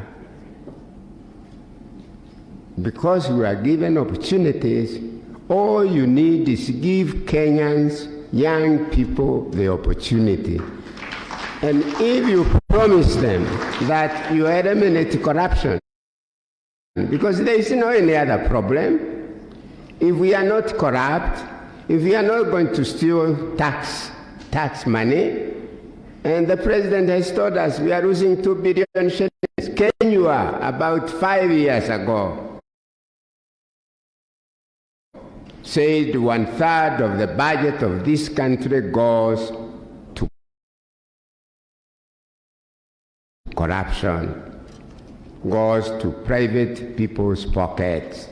If that money, if you do not allow, there is somebody who was being interviewed the other day on Citizen TV with PRO, and the other one is called Muluka, and he said, Kenyans today, and I heard the young man say, give us jobs. Go to government jobs, they look for government jobs to go and make money. Make sure the government that comes next time to save our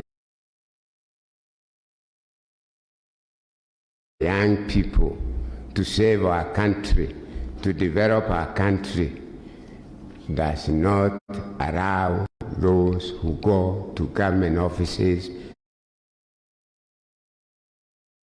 to make money. Those young people will be able to make money because money will be available in government. And by the way, what has been stolen, because that's what we are running around, that's why we are campaigning, otherwise the president would have had it over without much of a problem. See our pesa too. Sina campaign. If you prevent that, if you promise these young people of the mountains, we know how to do the work ourselves without stealing. I come from poor family. I came from poor family. I went to US by bus.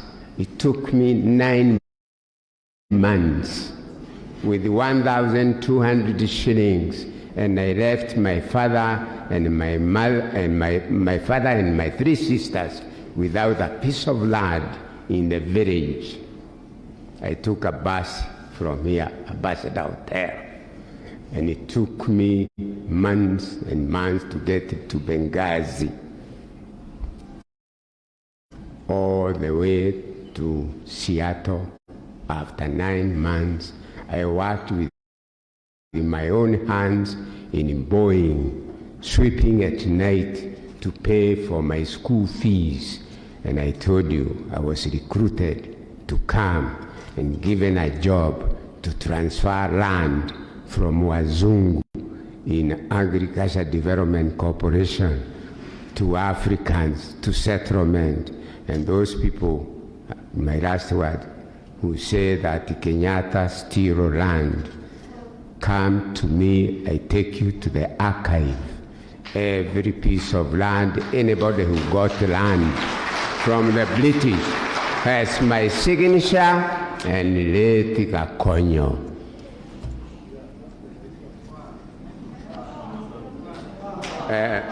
Thank you. You come nearer to the microphone. Yes. You told me when I came that, what did you tell me? When you and I are on the same side. This time. I want to repeat a story Mrs. Raila Odinga told me one time. She said, you know, Titus, you are a diehard supporter of Uhuru Muigai Kenyatta. And our man on your side is SK Macharia. When you get together, this country benefits. Thank you very much, SK, for reminding us that and for being who you are to us as a community.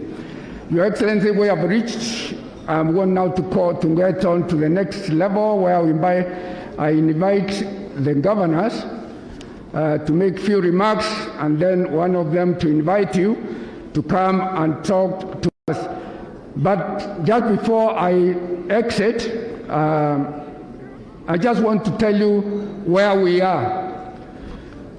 All the speakers who have spoken, they talked on how to build on the foundation that this government has done. The government of Uhuru Muigai Kenyatta.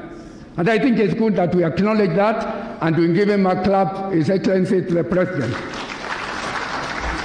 So the suggestions that have come from the people living with disabilities, from the youth, from the business community is suggestion to build on to where we are. And this is the continuity we are looking for. So with that, Your Excellency, I want to invite Governor Kimemia to introduce and acknowledge the other governors who are here, and then invite you to make your remarks. Thank you very much, ladies and gentlemen. I'll see you another time. Thank you.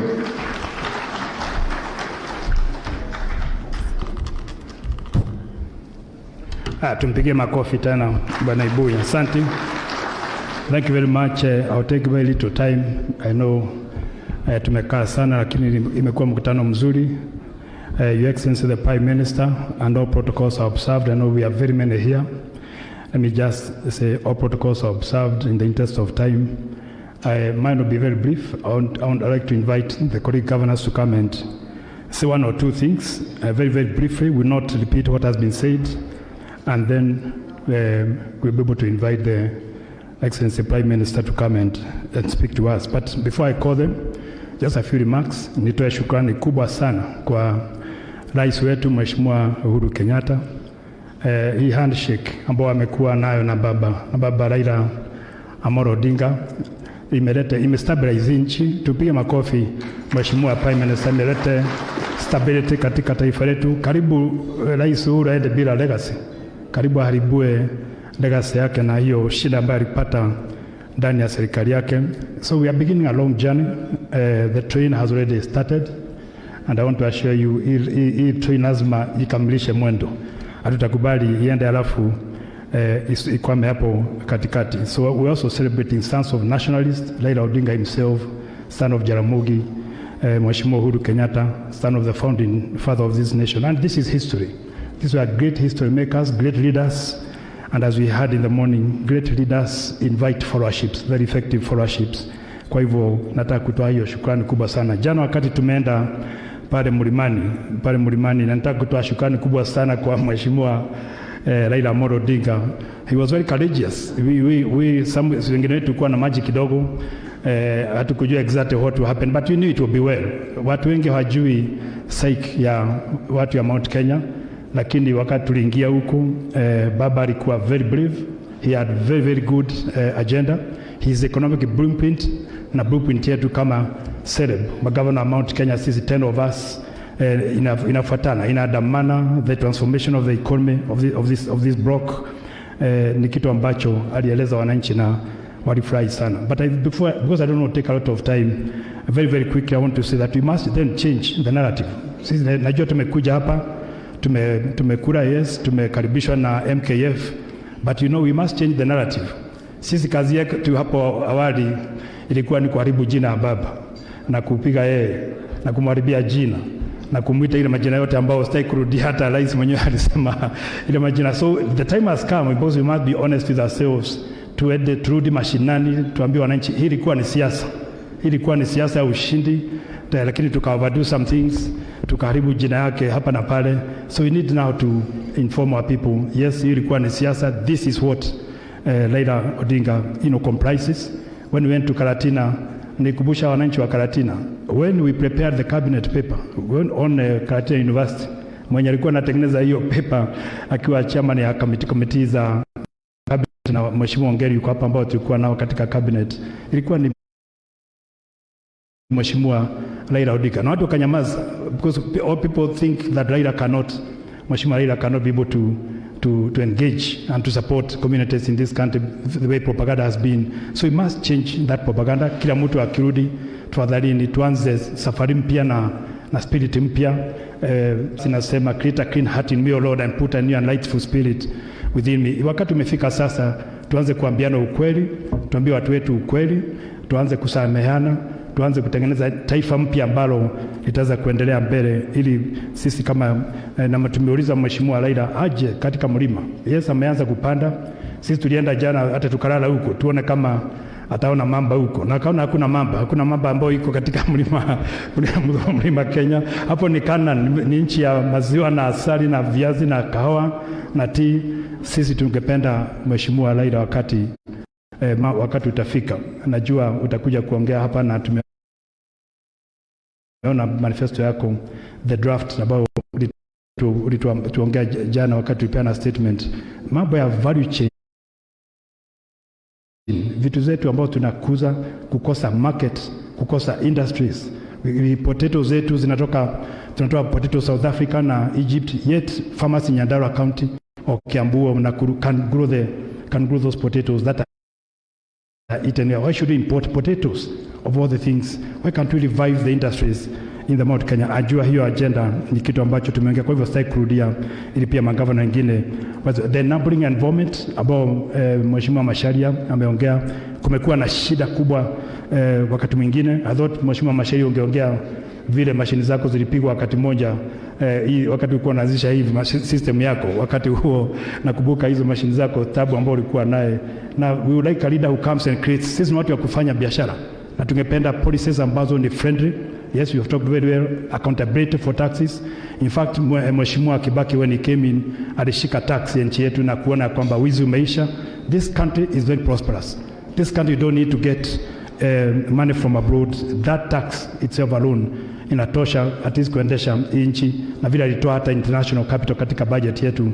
So if we manage this country well, and that's what we are looking for, a leader who comes and manages this country well, na tuweze kuendelea mbele, I think we shall have been able to see what we saw, you moving the economy from -7% to 7.3% in 2007 within just about 4 years. Tupigie Prime Minister makofi na Rais Mzee Kibaki na Rais Uhuru Kenyatta akiwa treasury, and the main government a very very beautiful pair. So hii mambo inawezekana kuamsha Kenya yetu na kuendelea mbele, ni mambo inawezekana. Na sisi kama magavana, all we are saying, please support our value chains, support uchumi wetu, industries zetu, markets both local, international. I think the women came out very well. The youth of this country, they have given the agenda, and we support them. The issue of equity, the lack of equity in the block and the distribution of resources. Unakuta MCA Aloiro, 500 people, and a county has less than 200,000 people. So an MCA has more than a county, but he only gets, almost equal to what an MCA gets. But that county gets much more. Just like Nyandarua County, one MCA has more people than. I think those inequalities in the vitu ambazo tumeongea na Prime Minister, just touching them as I finish up. The issue of distribution of power and resources, the appointments in the block is something that we have already shared with the Prime Minister yesterday when he discussed with him yesterday. And then lastly, the issue of his entry into Mount Kenya is something that we like to, and that's why we are called in this meeting. Can we also become partners with the Prime Minister as he enters the block? Please, let's work with him to make sure that it becomes easier to work together. So nataka kutoa shukrani kwa hayo. The issue of security has been said very very clearly. I think the issue of life security, of life and property is something that I would like to also underpin. That came out very very very well. Kwa hivyo asanteni sana kwa kuweza kunisikiza, na nataka kupatia magavana ambao wako hapa nafasi pia waseme kidogo, one by one. Tawalika in any order. Nianze mimi na mheshimiwa, sijui kama Oparanya labda utapatiwa nafasi mahali ingine. I know is one of our governors. nafikiri atapatiwa nafasi na Mheshimiwa Prime Minister Mr. Muriithi. Maybe I can start with you, then followed by Mheshimiwa Nyoro, and lastly Bwana Gavana wetu wa Nakuru Kinyanjui. Just 1 minute each, alafu tumalize. Asante. Thank you. Thank you. Yes, please. Thank you very much, Governor Kimemia. The Right Honorable Raila Odinga, the Second President of the Republic of Kenya, my colleague governors, our senior business leaders, MKF directors, Senator Orengo, all distinguished guests, ladies and gentlemen, good afternoon. Good afternoon. I thought you've just had lunch. Good afternoon. Weka bidii kidogo. I have just about 4 points to make, and I have 2 minutes, so let me be very quick about it. First point was already raised by the Honorable Nyokabi about political violence, and I think Mheshimiwa Mungai has repeated it. And it is true, people are using political violence as a strategy for voter suppression. It is happening right now in Olmoran. We have lost 10 people in about 3 weeks. And we need your assistance. Ladies and gentlemen, we do. I mean, government has sent police and so on, and we are trying to cope with it. We are building new police stations, but we need resources to build them. And the police officers themselves will require vehicles and other things. So I hope MKF, as you look into the things that are to be done, it is true that that is happening right now in Olmoran. It has been used before. I think in the election of 1997, nearly 60 people were massacred one day in a similar strategy. And we must overcome this. So I suggest myself, I may not quite want to go in the direction of the Honorable Jenga Mungai. They are bandits, both political and criminal bandits, who are terrorizing a community. In this particular instance, Kisis and Kikuyus who live there are being targeted. But I would not want us to profile a whole community and say, I would rather we say the truth. There are some political bandits who are using young men. But I leave it there because it is not really the subject of today. But we need assistance. And I want to thank Governor Lee, Governor Nyoro, Governor Kimemia, because they were the first responders in supporting my effort and the effort of the national government to bring this situation under control. My second point, those of you who enjoy mountain climbing, like the late Kenneth Matiba did, and he was a very good friend of the Right Honorable Prime Minister. You know that the base of mountain climbing is Nanyuki and Narumoro. So perhaps in a very retro manner, the Prime Minister then started the journey to climb Mount Kenya from Nanyuki and from Narumoro. But it was not the only thing that he came to do. We, the 4 governors and a number of other business leaders, met with the Prime Minister to take a dive into what is our economy. This question was put to me by Eddie Joroge and MG Waweru about a year and a half ago. What is this economy? And so we went to look at the numbers and found out that it is a 2.7 trillion economy. Between here, Kiambu and Meru, between Tharaka Nithi and Nakuru, 2.7 trillion shillings. In dollar terms, it is $27 billion. What surprised Eddie is that it is a bigger economy than Mauritius. Because Mauritius, as a country in Africa, is taken as, the crown jewel of what economies should be. What surprised Eddie and MG Waweru was that it is a bigger economy than Botswana. It's a bigger economy than Rwanda. Just those 10 counties. And so some months ago when we made this presentation back to the business leaders, they then asked us, who is in that economy? Who is responsible for this uchumi? So we went to look, and we found nearly 3 million business people, micro and small businesses, many of whom spoke here. 3 million micro and small businesses power that economy. That is the 4th largest economy in East Africa. That is bigger than 34 different African countries. Bigger than 34 different African countries. So the Prime Minister himself asked us a question. Therefore, what must be done? And one of the reasons he came to Nanyuki was to take a look at some work we've been doing there in support of micro businesses. Like what? And Solomon spoke to it. I think it was Solomon. He asked for a 25 billion shilling stimulus package. The Prime Minister wanted to see, because in Laikipia we have a 3 billion stimulus package for just Laikipia, peke yake. So if we are going to scale it up to national, Solomon, actually it's about 150 billion shillings in stimulus to micro and small businesses. That is what we need to do. I think he had been told by Dr. S.K. Macharia, you know, allow me to tell you a secret. You know what happened about 2.5 years ago? I happened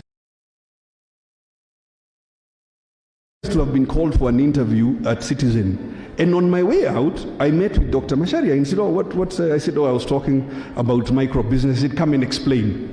So I explained to him that there are some young men who make a tuk-tuk in Nyahururu. He whipped out his checkbook and paid 450,000 shillings and became the first customer of the BJ50 tuk-tuk. Put your hands together for Dr. Macharia. We are about to deliver it to him. We are waiting for him to tell us the appropriate ceremony to celebrate this. It was a journey of 2 years because of regulatory hurdles. Because of regulatory hurdles. For instance, we have a system in Kenya that runs the transport, whatever. It's called the Transport Integrated Management System. For you to register a unit, it requires you to show a customs entry. Meaning the system has been built with the belief that all motor vehicles are going to be imported. And these are the things that we want to change so that these micros can thrive. So the Prime Minister wanted to see, okay, let me see what you're doing. So we had a few SMEs come around and show him some of the things that they're making. And he, in fact, bought one of the machines, not the tuk-tuk, he bought a machine to mill and make feeds and so on for livestock. We hope he's also going to buy a BJ 50. I'm 1 minute from closing. Just 1 minute from closing. And I want to then talk to the point that Dr. Macharia said, that we work. Who are we as Mount Kenya? We work and we value our work. And I want to explain it like this. I want to explain it like this. You know, and you can help me answer, Uncle George. Mukami ekagatia. The name Mukami. Ekagatia. Nego kamaga. Gideji ekagatia. Emushiri ekagatia. Emuridi ekagatia. Yes. Our names, we are proud of ourselves for working. We call ourselves the trades that we are in. I want to explain my last point, which I'm sure Uncle George and Chairman Munga know. The name Kibaki is a trade. My grandfather's name is Getu. The reason he was called Kibaki is because he was the biggest tobacco merchant in that side of the Aberdare. That is why he was called Kibaki. We value the work that we do. And therefore, our conversation with the Prime Minister is about scaling up that support, as Solomon was asking, to small businesses. Our conversation amongst ourselves is removing barriers so that small businesses have access. Like the tuk-tuk in Nyahururu should be able to be sold in Nakuru and Meru and Tharaka Nithi without additional taxation. Ladies and gentlemen, Mheshimiwa Raila said Kibaki tosha. So I ask you, Mount Kenya, what do you say? What do you say? What do you say? Thank you very much, ladies and gentlemen. Thank you, thank you. Thank you, Governor. Let me just indulge on the governors. As I said earlier, the Right Honorable will have time with the governors of this region, courtesy of Mount Kenya Foundation. So please, let's bear in mind that time is really ran, and we have yet to listen to our main, guest, chief guest. So please, bear with me, the governors, be as short as possible, brief as possible. Thank you, Governor.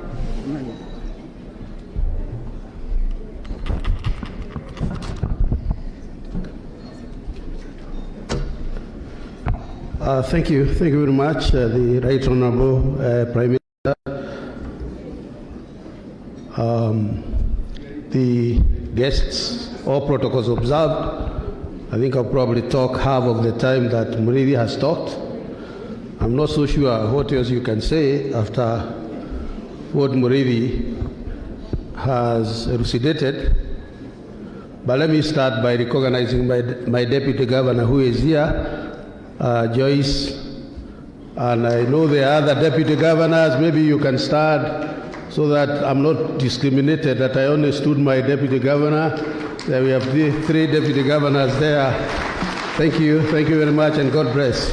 Mine is going to be very short, and I'll start it this way. I'm very happy to have been part of the team that did the triumphant entry into Nairobi.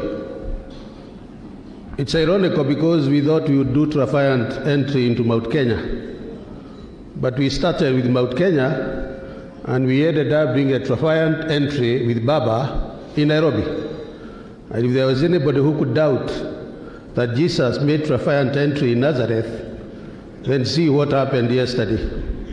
So I'm really happy and pleased that we made that triumphant entry. Secondly, I would want to say that a lot has been said, but I would want to use the computer language just to make it simple. What His Excellency the President has done, which was a follow-up of the implementation of Vision 2030, which I happen to have been involved in its formulation, it's largely to create the hardware. And we have had this discussion. This country now is at a point, you cannot have adequate hardware, but we are at a point where we are having sufficient hardware. What we are looking for is the software.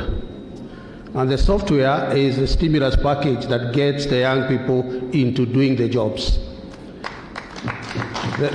The software is that which makes the farmer in Gatundu North, a place called Kamwangi, produce milk, and within 10 minutes, that milk is processed and sold in Thika because the road is good.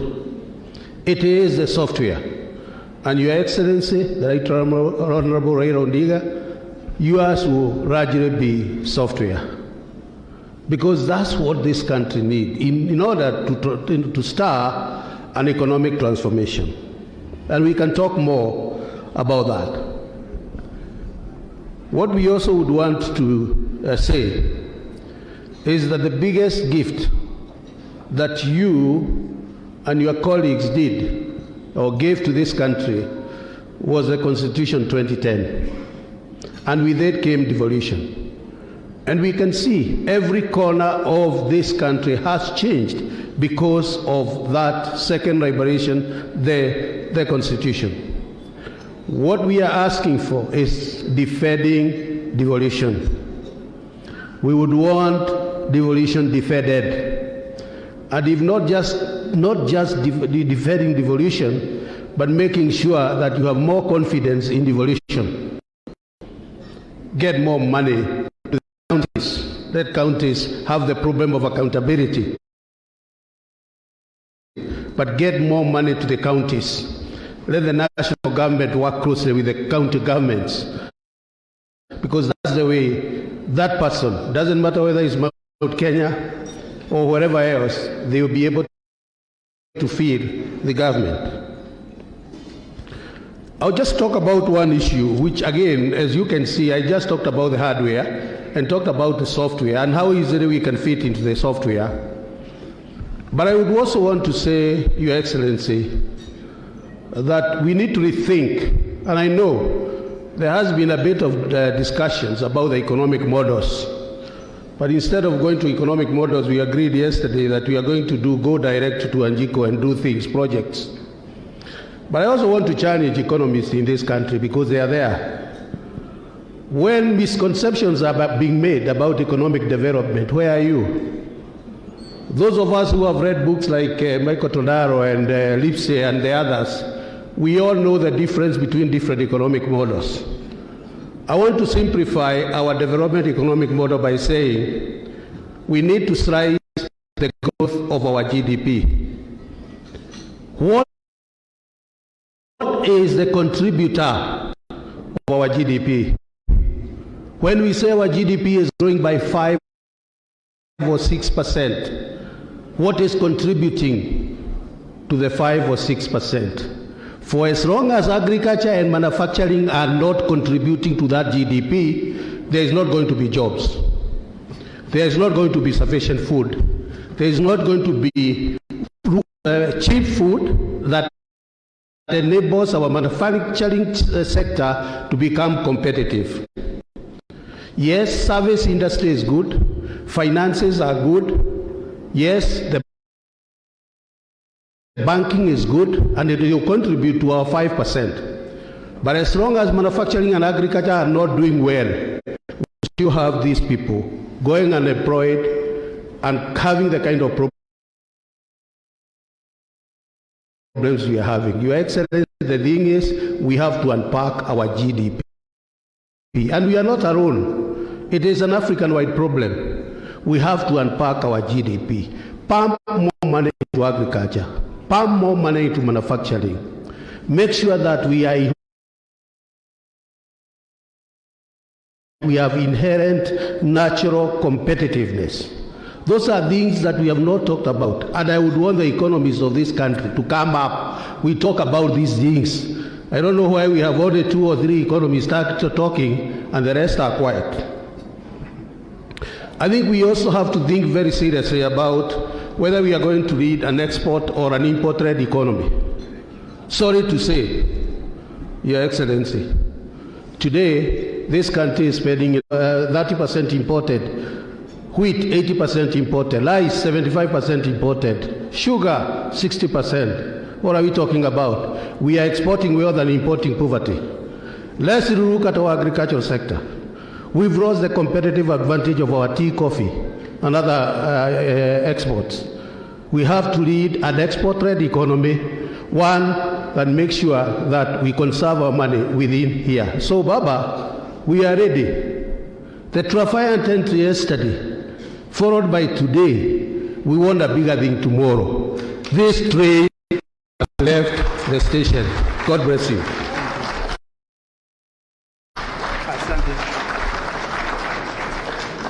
Asante sana Governor Kinyanjui.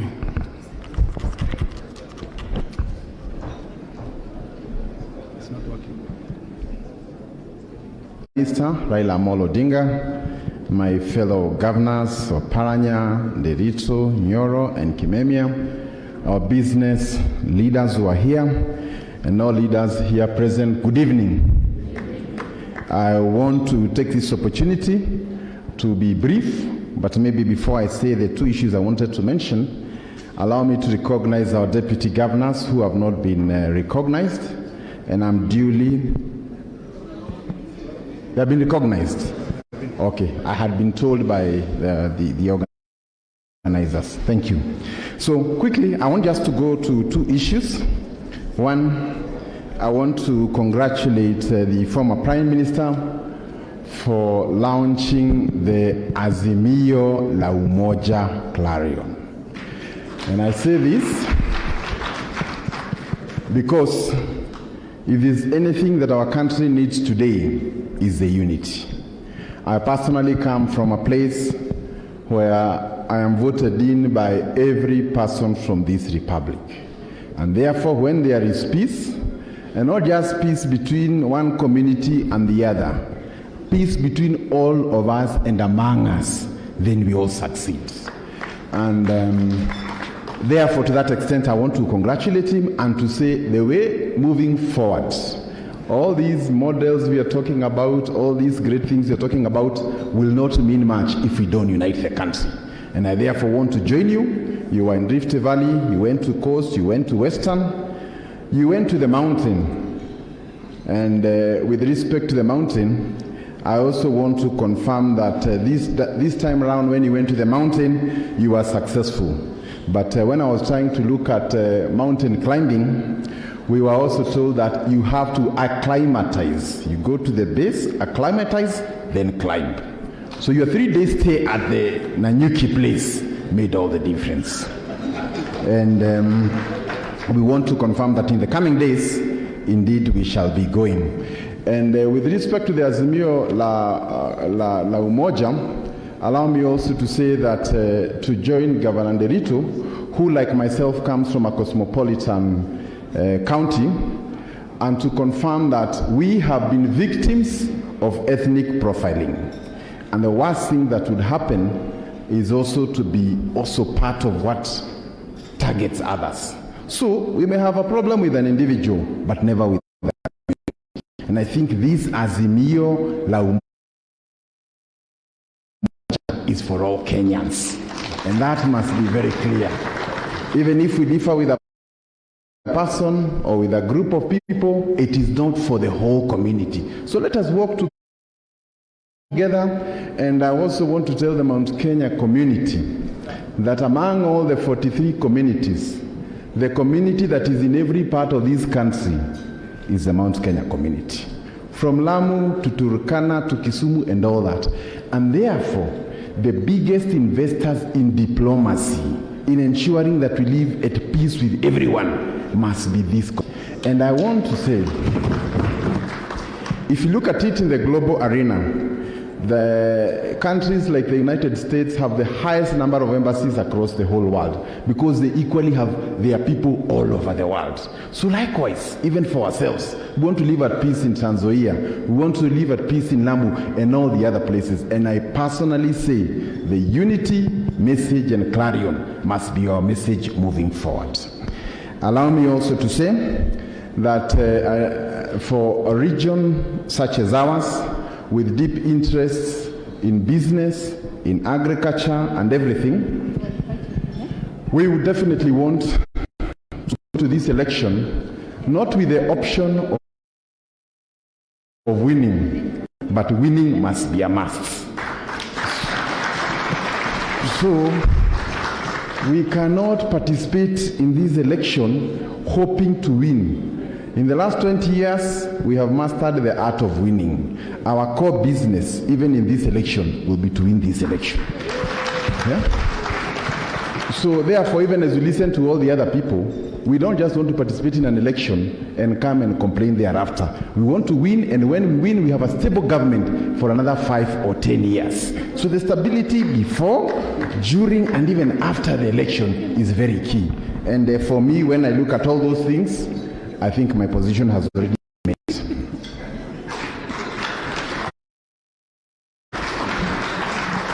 Then allow me also to say something about our country, that our country is not just another African country. We are a very important nation within the region. And as probably has been said, this election is such that the final decision will be made from the mountain. So as we make this decision, we are not just making it for Kenya, we are making it for a very big region. I want to invite you to look at to the west, I think to the east. We have Somalia, we have Ethiopia currently with challenges, we have Southern Sudan, we have many other countries that depend on Kenya. And therefore, the decision you are heading to is not one that can be made casually by the roadsides, just because we have given a few young boys alcohol and those sort of things. It is a decision that will inform the interest of this country for another 10 years. Do we want to remain as the champions or the hegemony for the region, or do we want to be relegated to the backyard? So I want to say that we have very, very important decision to make. And this decision is not just for ourselves, but for a bigger region that also relies on us for business. We are now in DRC, we are in many other of our African countries, so let us not take these decisions casually. Then lastly, our decisions, although we are a region, must be based on what is best for Kenya, because there will be no SME policy for one region. There will be no anti-corruption policy for one region. So what is best for Mount Kenya must also be good for Kenya. And therefore I want to say, for me as I make my decision, I'll be very careful to see who will best fight corruption. Because I have studied all nations in the world, and there is no nation that ever prospered with corruption. Where there is corruption, poverty is a natural consequence. You as an individual may succeed. You as an individual may get rich, but as a country, you get poorer. So do we want to be rich people in a poor country, or do we want to be in a rich nation where all of us can be able to survive? Kenya has that opportunity, but that will all be based on the decisions that we make in the few coming days. Lastly, I also want to confirm that the diaspora community from the Mount Kenya region is very broad. And one of the areas where our disharmony in the last elections has brought chaos is in Nairobi. If the two of us come together, we shall solve Nairobi. We shall solve the Nairobi leadership crisis. And you can imagine the shame of your capital city really even being taken over by the national government because we could not be able to manage. But I want to assure you, when we come together, when we work together, we can take over the capital. Once we take over the capital, then that is where we have invested, and that is what all those things are going to happen. Lastly, allow me just to confirm that for us leaders, including myself, it is true that depending on our age, we have different priorities.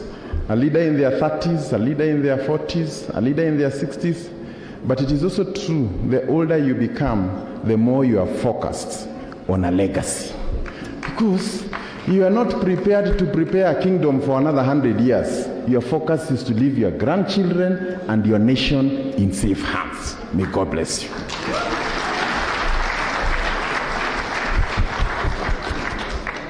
Makofi tena kwa Governor Kenya Jui. Asante.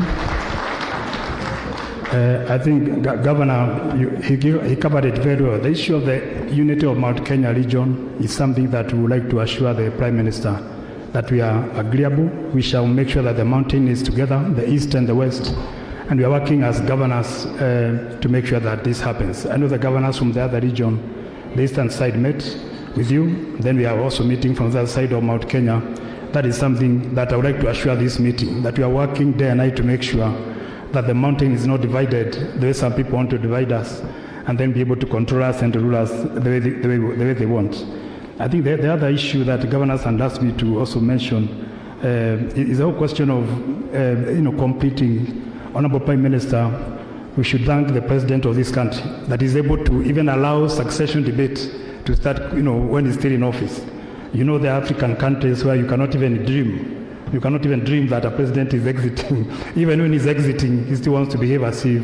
But we want to appreciate our president. Tumpigie makofi that he's allowing his own succession to be discussed in broad daylight 1 year to possibly the end of his term. And we want to appreciate him as governors of the region, Mheshimiwa Raila Odinga. Please secure his legacy, secure his life and property, secure his family, secure his interests. I think this is something that we cannot pretend about in Africa. And I can assure you, when when we took over with Mzee Kibaki, we secured all the interests of the former President Moi, and I know President Uhuru has done the same, and I know Prime Minister. This is not a big job, it's not a challenge, it's something that you can be able to do. I know some things are difficult to say, but for those of us who have managed succession issues, it's very, very important that we assure that our President will be safe now and also when he exits the office and goes to do other things in the world. So with those few remarks, I would like to pigia magavana makofi maneno mazuri ambao wamesema. Sorry, deputy governors, we are not able to say anything, but because governors have talked, I think you can assume that we carried your interests. I want to invite Governor Oparanya and Mheshimiwa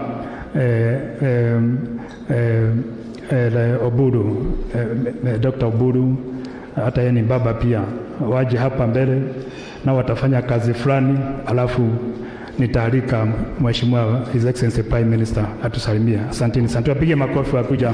Governor Oparanya, you can take over.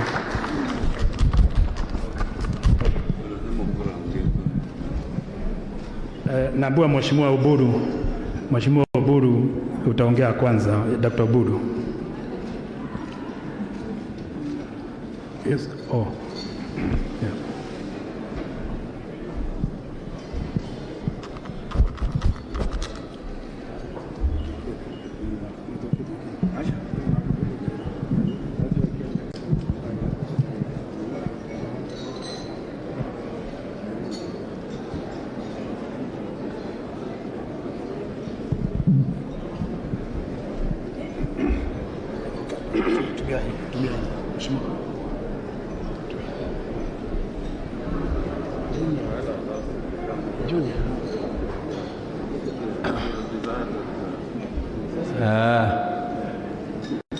Mimi sijui kusema haya lakini kwa majina mimi ni Oburu Odinga. Mimi ni ndugu ya Raila, mkubwa Raila ananifuata, lakini wengine wanafikiri ati yeye Raila ni mkubwa. Mimi tukifika nyumbani kwa Jaramogi, Oburu ndiye anakalia hiyo kiti ya lakini tukikuja huko, Raila ni kiongozi yetu ya Kenya mzima, sisi tunamheshimu nyumbani. Na mimi nimekuja hapa na marafiki na wandugu wa Raila na watoto wetu. Kwanza wapi Junior Raila? Najua huyo kijana Raila anaitwa Junior. Na kijana yangu pia alikuwa hapa,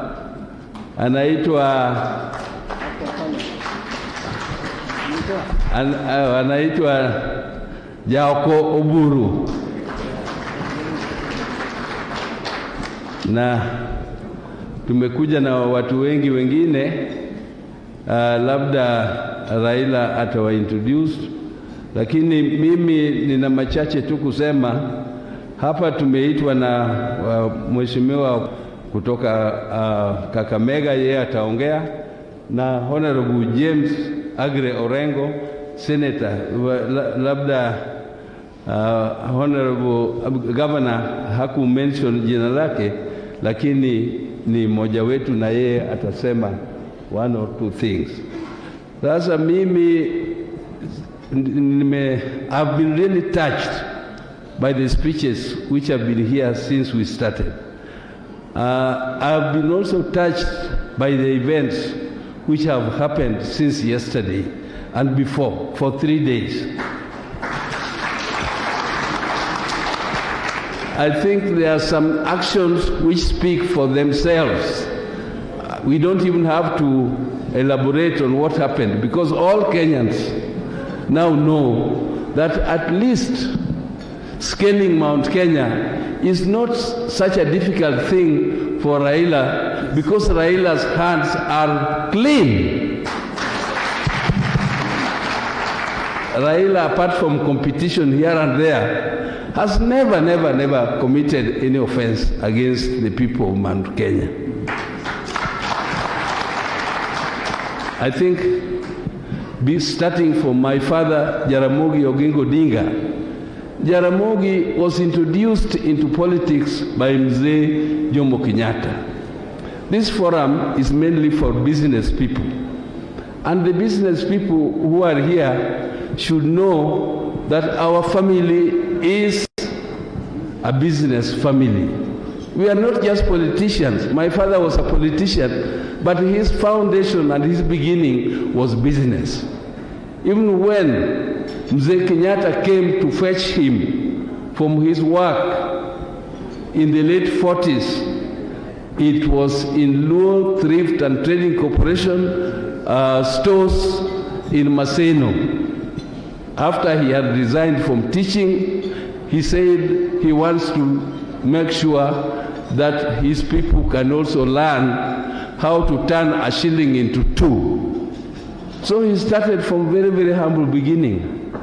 And he was teaching the Luos how to collect money, save, borrow, develop, and pay. So that is why it was called Luo Thrift and Trading Corporation. You trade, but you borrow money, you save money, you borrow money, you trade, and you repay. Don't borrow, and then you refuse to repay, because that is not business. And Jaramogi did a lot of business. I'm not going to go into the details of it, but I can only tell you that Jomo Kenyatta found him and introduced him into politics when he was trading at Maseno stores. And he was trading with the Luo Thrift and Trading Corporation, going all over the country, collecting money from Luos and teaching them how to save and do business. And since then, there were the history is long.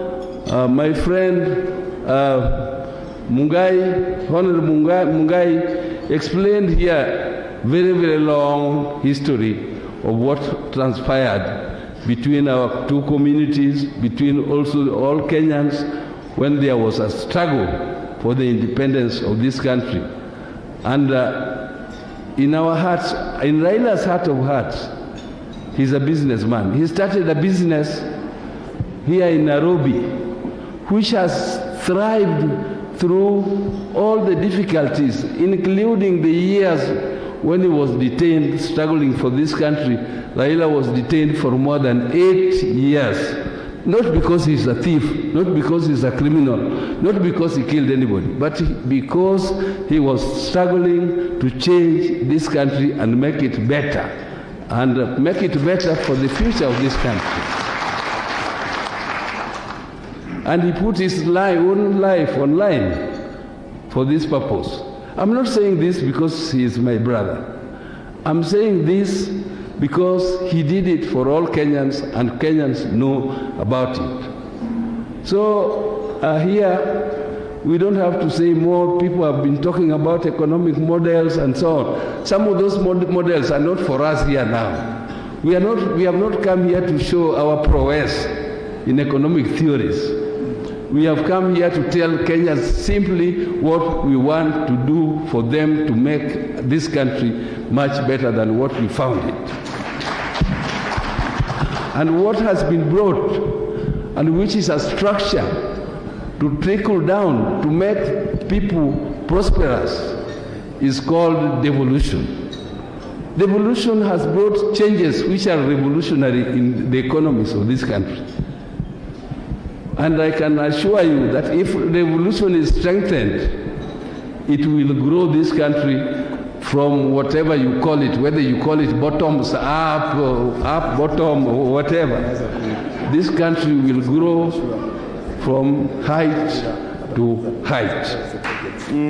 Because whatever you are talking about, if you don't create a structure to take those things, whatever the resources you have, down to the people, without a structure, there is no way you are going to tell people that I'm going to develop Mama Mboga. How are you going to develop Mama Mboga without a structure? How are you going to develop people who are doing other bottom up, I mean the lowest ebb of society into the heights of the economy when you don't have a structure to do it? You must create a structure, otherwise you are just creating what is called a handout economy. And people don't want to be given handouts, people want to be enabled and empowered to do business, and that is what Raila intends to do. He intends to empower the people of Kenya to do business. And the Mount Kenya people are business people. And I'm sure if you are searching for a person who will support business and who will walk with you all the way, then you have reached the destination of your search. I don't want to add any more, but I just want to invite my brother, Honorable James Orengo, to say a few words. Thank you, Senator. Yes. Oh, yeah, I know. I'm the one who pulled you here. So, thank you, Jim. Thank you. And then you invite her. Thank you.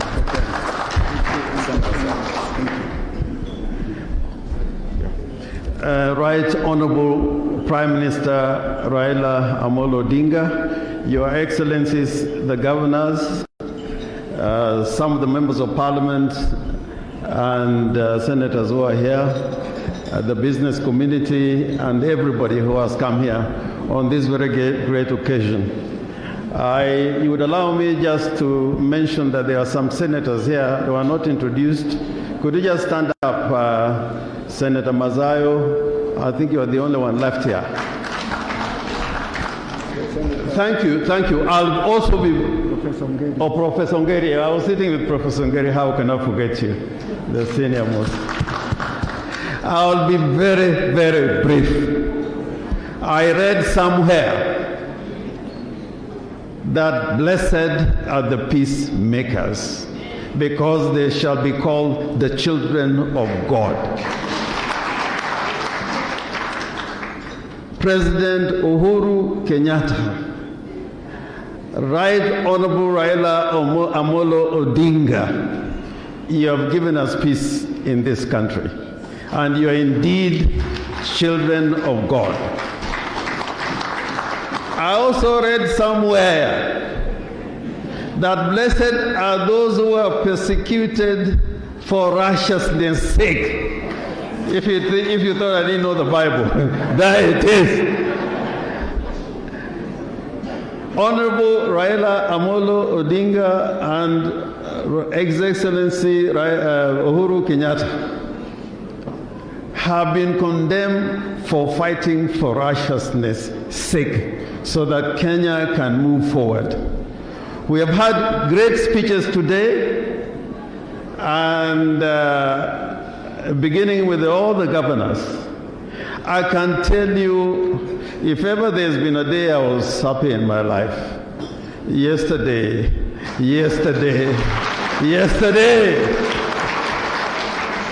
And I just saw part of it because I was not moving from Nanyuki to Githurai.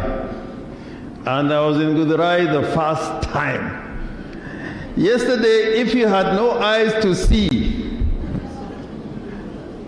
then here is the result of that visit to the mountain, 3 days in the mountain.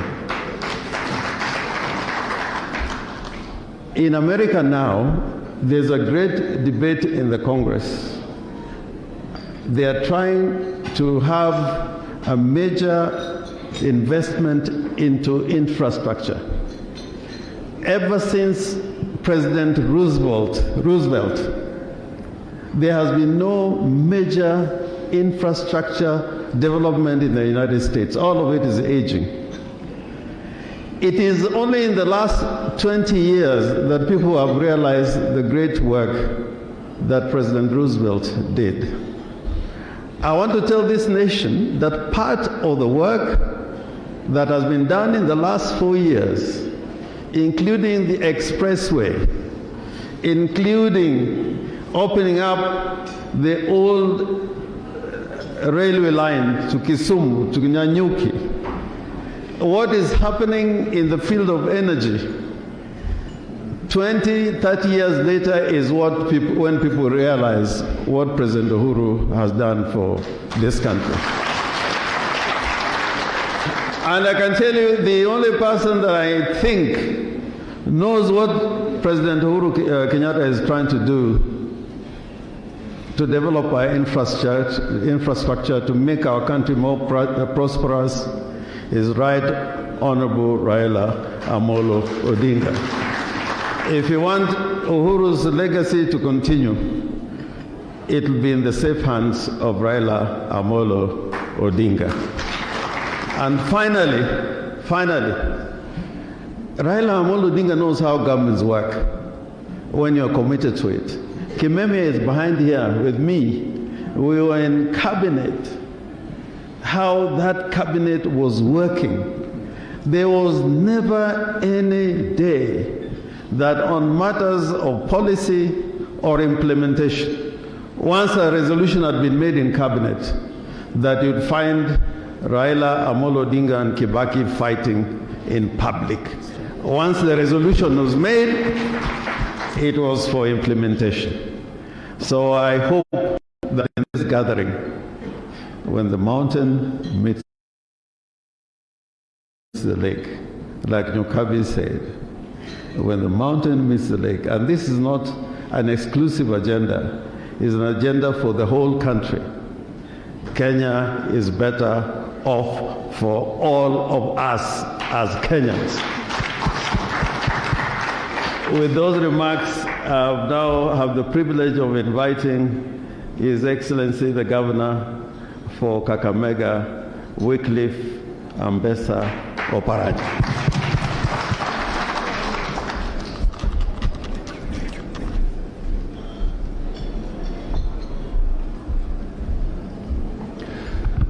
Your Excellency, the former Prime Minister of the Republic of Kenya, Mheshimiwa Raila Amolo Odinga, my colleagues who are here, governors, senators, members of parliament, business people from Mount Kenya, good evening.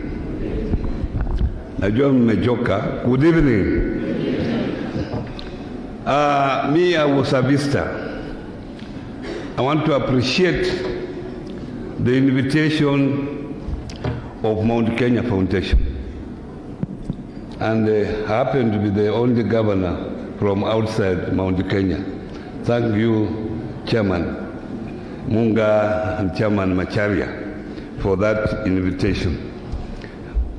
I accompanied Baba, and I think this is one of the first important meetings that I have ever had since I became member of parliament in the year 2002.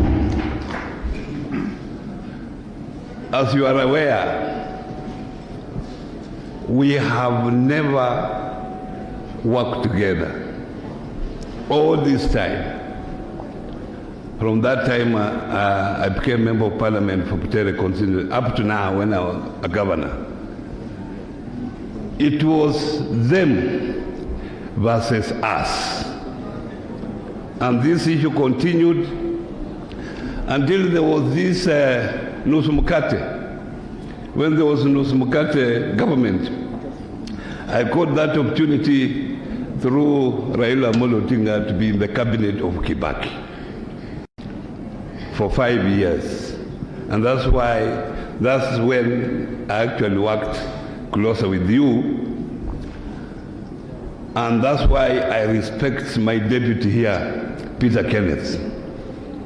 We worked very closely as my deputy when I was Minister for Planning. But what is important is unity. These issues you have raised here, they are not unique for Mount Kenya only. They are common to all communities in this country. But maybe this is the first time that two major communities are coming together. And you have said, when the mountain and the lake come together, then this country has peace. And I want to applaud Uhuru Kenyatta and Raila Odinga for the handshake. To me, it is the handshake that has made me work very closely. Some of us, when Raila went for the handshake, we said he had made a mistake, but we realized he was looking far. And it is through that handshake that we are here. So unity is important. What we are supposed to do is now to sustain that particular unity and have a peaceful election. Some of the problems that you have raised here, devolution was to be a solution. And I can tell you, devolution is working in this country, despite the many challenges that are there. Some of the challenges, we had raised them in the BBI, but unfortunately it came to pass. We hope when we form the next government, we will be able to address some of these issues that were in BBI, because some of those issues were meant to strengthen and sustain devolution in this country. Thank you very much for inviting me once again. And I have heard that you are inviting other leaders from Western Kenya. The people of Western Kenya, we have decided. Whether you invite 100 of them, we have decided where our vote is going. Thank you very much.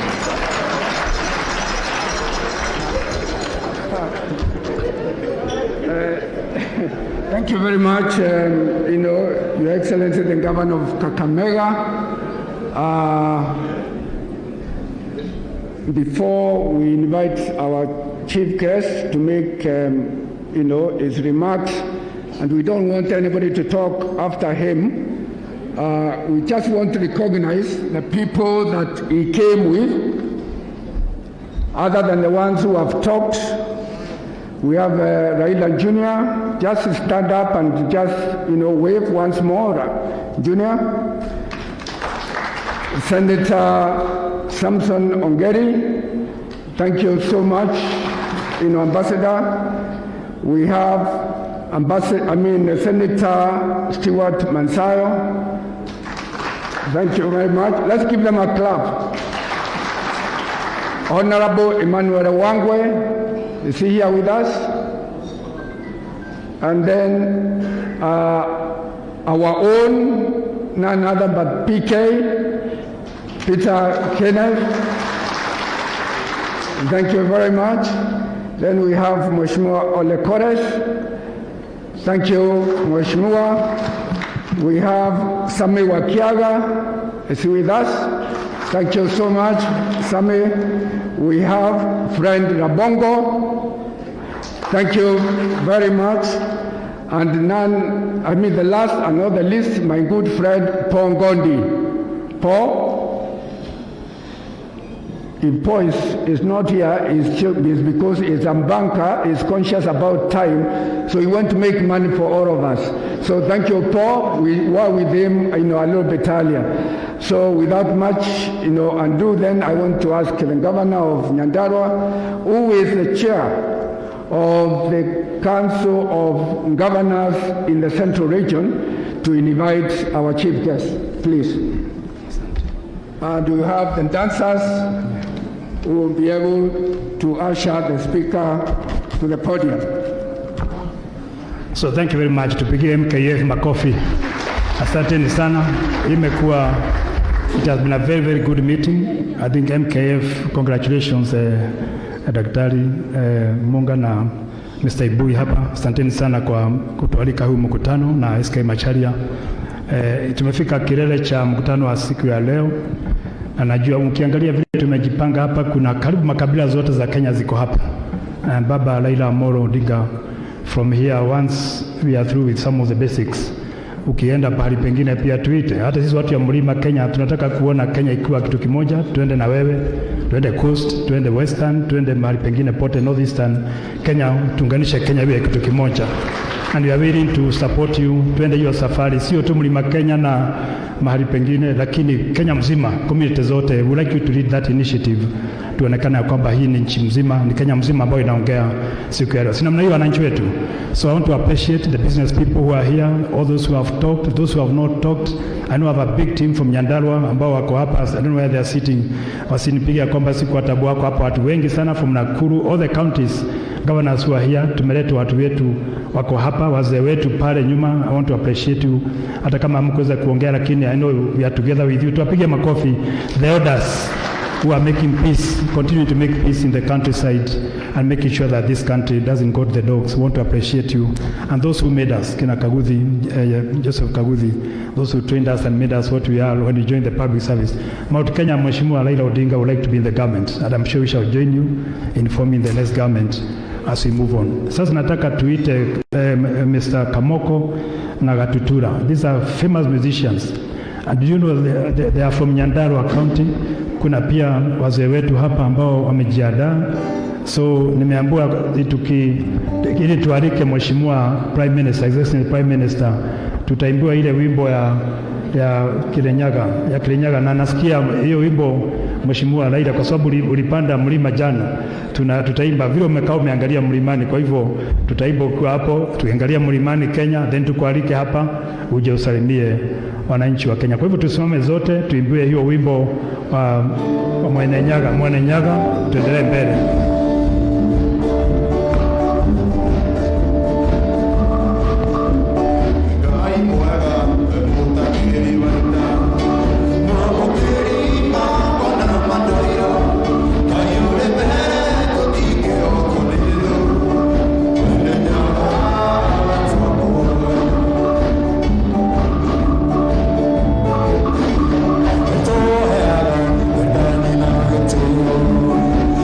Thank you.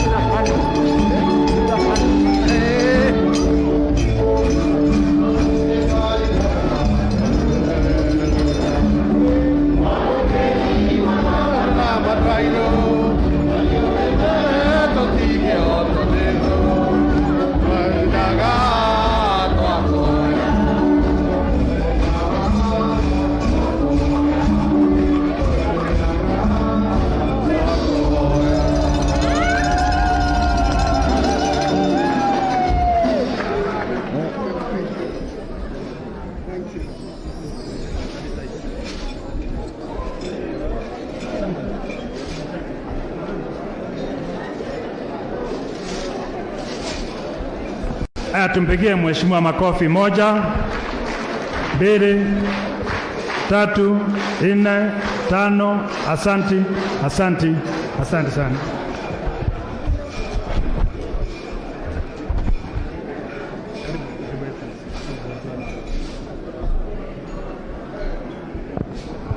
Haya. Haya. Andu wakwa Murega. Murega rengi. Asanteni sana. Tumekaa tunakuwa tunashangilia, tunaangalia milima. Na mimi hapa chini nimeangalia, nimeona nyuso mingi zaidi ambayo mimi najua. Karibu kila meza nikihesabu hapa najua watu hapo. Kwa hivyo mimi najihisi niko nyumbani. Nataka kuanza kutoa shukrani kwa viongozi wa Mount Kenya Foundation kwa juhudi ambayo wamefanya kuleta sisi pamoja. Hii sasa ni mara ya pili, karibu mara 3 ambayo wameandaa karamu kama hii, na tukapata fursa ya kuonana na marafiki yetu na ndugu zetu kutoka Mlima Kenya. Mwezi mmoja na kitu iliyopita tulikuwa hapa na viongozi kutoka Mlima Kenya ya Mashariki, na tukasherekea hapa, tukala, tukanyweshwa mpaka tukashiba. Na tena sasa wameamua wakaturudisha tena hapa. Mimi natoa shukrani kubwa sana kwao kwa kufanya haya. So I'm happy to be among friends here and patriotic Kenyans. Listening to those who have spoken here before me, or say that all of them are people who have got the interest of this country at heart. I'm not going to respond to all the issues that have been raised. Some of them are issues which I've already covered extensively in some of the policy statements that I've issued. As you will have noticed, every Sunday I come up, I take a particular subject, and I put my views about it, and I release it for discussions. So I expect to get reactions from people that when we prepare our final manifesto, all those issues have been discussed and have been agreed on. Just to talk briefly about the mountain. Nilikuwa juzi, I was invited by the governor of Laikipia to go to Laikipia. Before that, I'd been invited by the governor of Nakuru. That's where I went to Nakuru, and that's where I launched the Azimio ya Umoja wa Kenya. And after that, last week we were getting back in Nakuru with him. We had the funeral of a friend of ours. Then again I went to, on a Saturday, I was in Elementaita, where I met a group of religious leaders at a conference. They're called the Israeli Churches of Kenya, which includes the Akorino, also Legio Maria, and several other churches. And then from there I flew over the Nyandarua plains and the Happy Valley. The colonies call it the Happy Valley, into Laikipia. And there in Laikipia, we had a good discussion with my friend, the governor of Laikipia, and I was very impressed by the kind of work he's doing for his county. But before I come there, this region here, this is a very unique region of Kenya. And I gave a story when I was there, how the settlers came to our country. That there was the Lord Delamere who had come on a horseback. He went through the Horn of Africa, then through Somali. He was riding on a horse and came through Mount Kenya. And then he came from there down towards Nairobi, then passed and went through Nyahururu, then went down to Thompson Falls. He went to Naivasha, Gilgil, Nakuru, Elbagon, Njoro, Molo, up to Eldoret, Kitale, up to Mount Elgon, and was very impressed by what he saw. So when he came back and had discussions with the colonial government, I said that this is a very rich highland which is ripe for large-scale farming. The railway line has been constructed. It was then called the Lunatic Express. But for this railway line to be viable and repay back the investment, you need to have large-scale agriculture, so that when the trains come and go to the west, on the way back to the port, they will have things to carry back.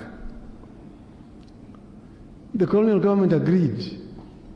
Then he told them that he can go back to England and bring settlers who can come and introduce large-scale agriculture. But for him to do that, he said he needed to be assured that anybody he brought here will be given 10,000 acres free, and free black laborers. The colonial government agreed. He accepted that agreement. So armed with that agreement, he went back to England to recruit settlers. He had town hall meetings in London, in Manchester, in Birmingham, in Liverpool, telling them that, look, down there, we have a land that is flowing with milk and honey, manna. And anybody who agrees to come will get 10,000 acres free with the black laborers. But at that time, the story about Africa was very negative. Oh, bilharzia, malaria, wild natives. So nobody wanted to come to Africa. So in frustration, he got very few who wanted to come. In frustration, he came back. When he came back, he decided to try down south. So he sailed, went on a ship from Mombasa to Durban. In Durban, he addressed a town hall meeting. From there, he went Port Elizabeth, East London, Cape Town, Kimberley, Joburg. There he found Wazungus who had lived in Africa for generations and who did not fear Africa.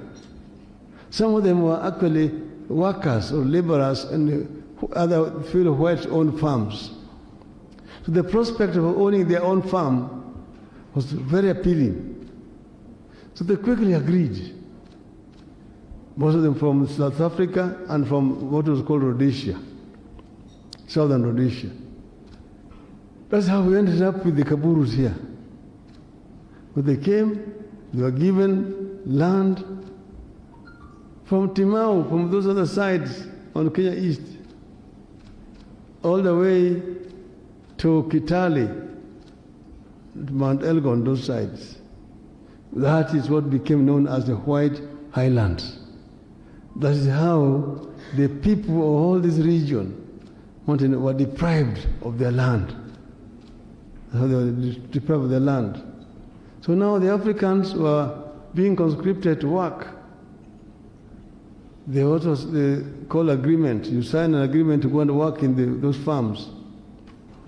And you'll have to work for at least 6 months. Firstly, but if you absconded, they will come and look for you right home and arrest you. And you'll be taken to prison. So that is how the people of this region were deprived of their land. And that is really the background. Most of those who came here were said illiterate or semi-illiterate. They were just thumbprinting. They're very ruthless, the natives. They call the niggers. So the niggers were completely deprived people.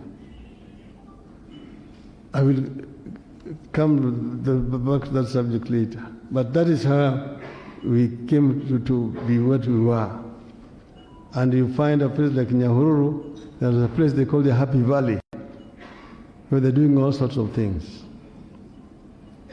But what attracted them was that the land was good for agriculture. No wonder even though today agriculture is still a major occupation in that area. But because the land had been taken away, that's where the people from those areas started very early trading. Because most of the land were taken away, some of them were taken into emergency villages and so on and so forth. And that is how that culture of trade started. So agriculture is the main occupation. They grow tea, those are the cash crops. Coffee, you've got vegetables, you've got flowers. There used to be pyrethrum, which is limping now. Fruits, milk is another one. You know the Laikipia, that name comes from the Maasai clan of Laikipia, the ones who remained. But then a big part of it is Plateau. And Wazungus wanted to introduce large-scale ranching. So the agreement they signed with the Lenana to get the Maasais out over there. And around Naivasha there, they put a 10-mile corridor. Because they had already introduced the hybrid cows. Yeah, so they say the Maasai, 10-mile corridor for the Maasai to pass with their Shenzi Ngombes, to go down to Narok and Kajiado. But then the people in these areas are basically, in the rural areas, are farmers. And but in order for this to be sustainable, you need first to deal with the issues of inputs. Here, the seeds, the fertilizers, and the pesticides are some of the things, the major inputs that you need to look at to make this thing viable. Secondly, you need to look at issues of access to the market, and then the issues of pricing, which actually depends on supply and demand. Then when I was there, and the governor, he arranged for me to meet with the traders. You see, these traders, the MSMEs, the small and medium enterprises. And he has done a wonderful job in promoting these micro, small, and medium enterprises. They are big, as you already told you the figures. And it's empowering them, giving them access to capital, and also helping them access the markets. So I was very impressed by the degree of innovation by those young Kenyans. The kind of machinery that they produce. They find, for example, a machine that is being used to recycle plastic waste and to make cabros out of the plastic waste. And several other building materials are made out of it.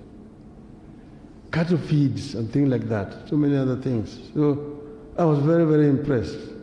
So there's really no need to invent the wheel. We know that these SMEs can eventually grow and become bigger enterprises. I told him that, I am an engineer by profession. And I gave them examples of how many of these enterprises started as very small enterprises. I gave them the example of called Karl-Heinz Benz. He was an engineer doing experiments with first two-stroke, then a four-stroke cylinder engine. He developed it, then eventually built a chassis, put it on the chassis, and put a transmission system so that it could convert the motion from the engine to the wheels. And then it started driving it. It was and people feared it. He asked people to come on with him. When he was doing the first experiment, nobody wanted. Eventually, his 17-year-old daughter agreed to go with the daddy.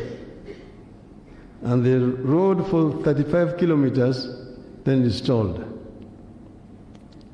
They later on named that model after his daughter, who had agreed to risk her life to go with him. The daughter was called Mercedes. That is the story of Mercedes-Benz. The man was called Karl-Heinz Benz. But that's why sometimes we call it Mercedes-Benz. The daughter was called Mercedes. And eventually now Mercedes became a household name. The same thing when Mercedes was doing, Benz was doing the experiment in Germany. Next to him, not far away, another person was also doing experiment. It was called Daimler. Eventually, Daimler and Benz came together. That's why sometimes it's called Daimler-Benz. But at the same time, also Mr. Henry Ford, on the other side of Atlantic, was also doing experiments with a four-cylinder engine. He did the same thing like what Benz had done and put it on a chassis. Again, nobody wanted. He called it Ford T model. Nobody wanted to get into it. Women were quoted as saying that those crazy contraptions of Mr. Ford, no way. I'm safer on a horseback any day. People preferred the horse to the car. But eventually, that one of Mr. Ford also became now an international model. Mr. Toyota was repairing bicycles. Then he went into the scooter, assembling parts to make a scooter, which became the motorbike for women. Then he went to the motorbike. Eventually, he went to a four-stroke cylinder engine, which became then Toyota. And when Toyota was made in those days, nobody wanted to buy Toyotas. When I was studying in Germany, Japanese cars were banned, that they did not meet the German safety standards. The first Toyota that were brought in this country were lying in the warehouses here. Nobody was buying them. Till they went and convinced two politicians, Dr. Gikonyo Kiano and Mr. Joseph Murumbi. They gave them free cars to drive so people could trust. And that's how they managed to enter this market here. Today, Toyota is a household name internationally, all over the world. I was telling them also that when we were going to school, anything Japanese was known as inferior in quality. There was a cloth. If they made you a uniform with that cloth, which is called Japan, fellow children in school would laugh at you. We were to Japan. You had to wear Stackford from England. Now, made in Japan is seen as high quality. So I was encouraging these people to say that we can also do it here. We don't need to be ashamed of what is made here in Kenya. And we also don't need to reinvent the wheel. We know where we're coming from. In the days of colonialism, Africans were excluded from economic activities of our country. We are running a segregated society. There was a Mzungu, there was a Muhindi, then there was a Marabu, and then the African was down there, the lad. So if you are found with 100 shilling notes, you'll be arrested. Umeiba wapi? From Africa. So when independence came, the government came up with policies to mainstream Africans into the economy. Now they came up with a policy called Africanization. Africanization was meant to help Africans to participate effectively in the economy of this country. They set up institutions, the ICDC, Industrial and Commercial Development Corporation, the KNTC, the Kenya National Trading Corporation. These institutions were tasked with the responsibility of giving Africans capital, loan, so that they could be able to participate meaningfully in the economy. Later on, Africanization was blamed as being racist. That was discriminating against other races. So it was changed to Kenyanization. Then the government came up with a policy of to take over, retail businesses. That if you are not a Kenyan citizen, you were not allowed to engage in retail businesses. You could be in manufacturing, wholesale, but retail businesses could only be done by native Africans. That is the time, and that's when now, because there were some Indians. In colonial days, we were all British subjects. Kenyan citizenship was created at independence. And the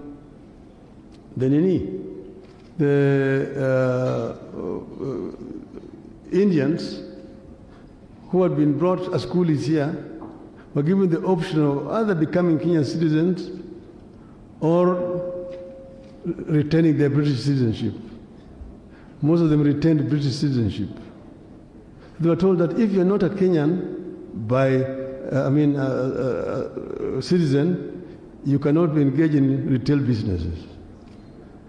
And that is how Africans began to buy some of those Indian businesses, getting loans from KNTC and from ICDC. Then they also set up institutions here, like Kenya Industrial Estates was set up to help Africans to get into manufacturing. And that is how I myself became a beneficiary of the KIE process. I got a loan from ICDC to start my business.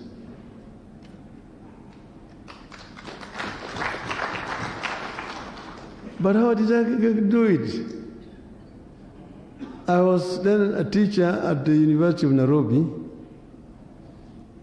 and there we had a technician who was an Indian called I.G. Desai. So one day I.G. Desai came to me and told me that, there is a Kalasinga who has been chased away from Uganda by Idi Amin, and he had a workshop in Jinja, and he has uprooted the machinery and he has brought them here. They are somewhere in a house in Parklands. He's trying to sell because he's going to UK. And he was an electrical engineer. I cannot do anything with them, but you are a mechanical one. I think you can make use of them. So he took me to this Indian place in Parklands. And then I looked at those machinery. There was sheet metal working machines, the guillotine, there was the lathe machine, the milling machines, the welding sets, and so on. I said, yeah, these are good machines. He was selling them for 12,000 shillings. I didn't have. My salary was 2,000 shillings a month. So, but I had a car I'd brought back from Germany, a left-hand drive Opel Kadett, which I sold, and I got the money to pay the Kalasinga. That became my staging capital. Then I took this machinery and I went and hired a workshop on then called Kingston Road. It's now called Kampala Road in the industrial area. And then started making ideal casements, doors and windows and all those things. I managed to get Kenyans who had also been sent away from Uganda, highly skilled manpower, whom I employed. That's how I started. Then eventually, I was enabled, I managed to get an order from an oil company, Egypt, to manufacture for them some cylinders, LPG cylinders for gas. And after that, I met another German who was, the German government had come up here to help Kenya set up Kenya Industrial Estates. Kenya Industrial Estates was meant to help Africans get into manufacturing. So when I met this German, he came and looked at what I was having. And then he said, look, we are trying to make industries out of laymen. Here's somebody who knows what he's doing. This project of yours qualifies for funding under the KIE. And that is how I went now to the Kenya Industrial Estates as an expansion project. And I got a loan to now buy modern machinery and begin modern manufacturing. The rest is history, is history now. Why am I saying this story? I'm just trying to say that the government at that time was committed to helping Africans. There was deliberate effort at that time to help Africans come up in businesses. And by the time the first regime was ending, there was an emergent African middle class in manufacturing, in banking, in insurance, and so on. These were basically killed later on through wrong policies and also the pressures from IMF and World Bank, liberalization, that killed very many businesses. But there was also an effort to try to promote foreign as opposed to local investment. So we've seen what wrong policies can do to a country. You know how and the consequences of those wrong policies. Because under the first regime of Kenyatta, we created a middle class, a national bourgeois class was emerging. When the change came, they promoted what you call comprado class, briefcase businessmen. Those who stand between capital. I'm the one who knows so and so, who knows so and so, knows so and so. You want to register a company, a license. You want a manufacturing license. You need export license. Foreign exchange, you need license. So there are these briefcase people who they're the ones who know so and so, who will give you this and that and that and that. That is what happened. So local manufacturing, local economy was killed for 24 years. 24 years. When we came into government with Kibaki, we decided to change it. We came up to, we found almost a bankrupt treasury. And we decided to change it. And create an economy that was growing. The growth was negative when we came into government. We found the government was collecting 300 billion shillings. But then it was a 500 billion shilling economy. The rest was coming from foreign donors all the times. Then we realized that, look, there was under collection because of corruption. Under corruption. You find those who are involved in revenue raising were so corrupt. The revenue officers, the procurement officers, those are the boys in town. They're the ones driving the latest model of cars, the one buying apartment blocks in town, the ones who are building castles in rural areas, the ones who are building high-rise buildings in village markets. So we said we do lifestyle audit.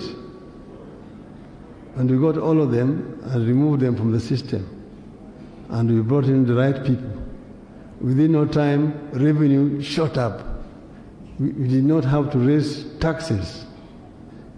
We retained them, but the revenue shot from 300 billion to 750 billion. We went to 900. On the third year, we had reached a 1 trillion shilling budget. I remember John Michuki coming to Kibaki and saying, Mr. President, we are having for the first time a 1 trillion shilling budget.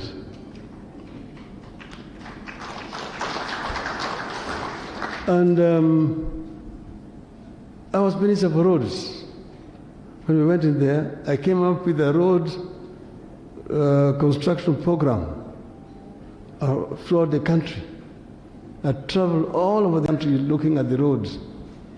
I found that there were 9,000 kilometers of tarmac roads in the country, but 46% of it was dilapidated.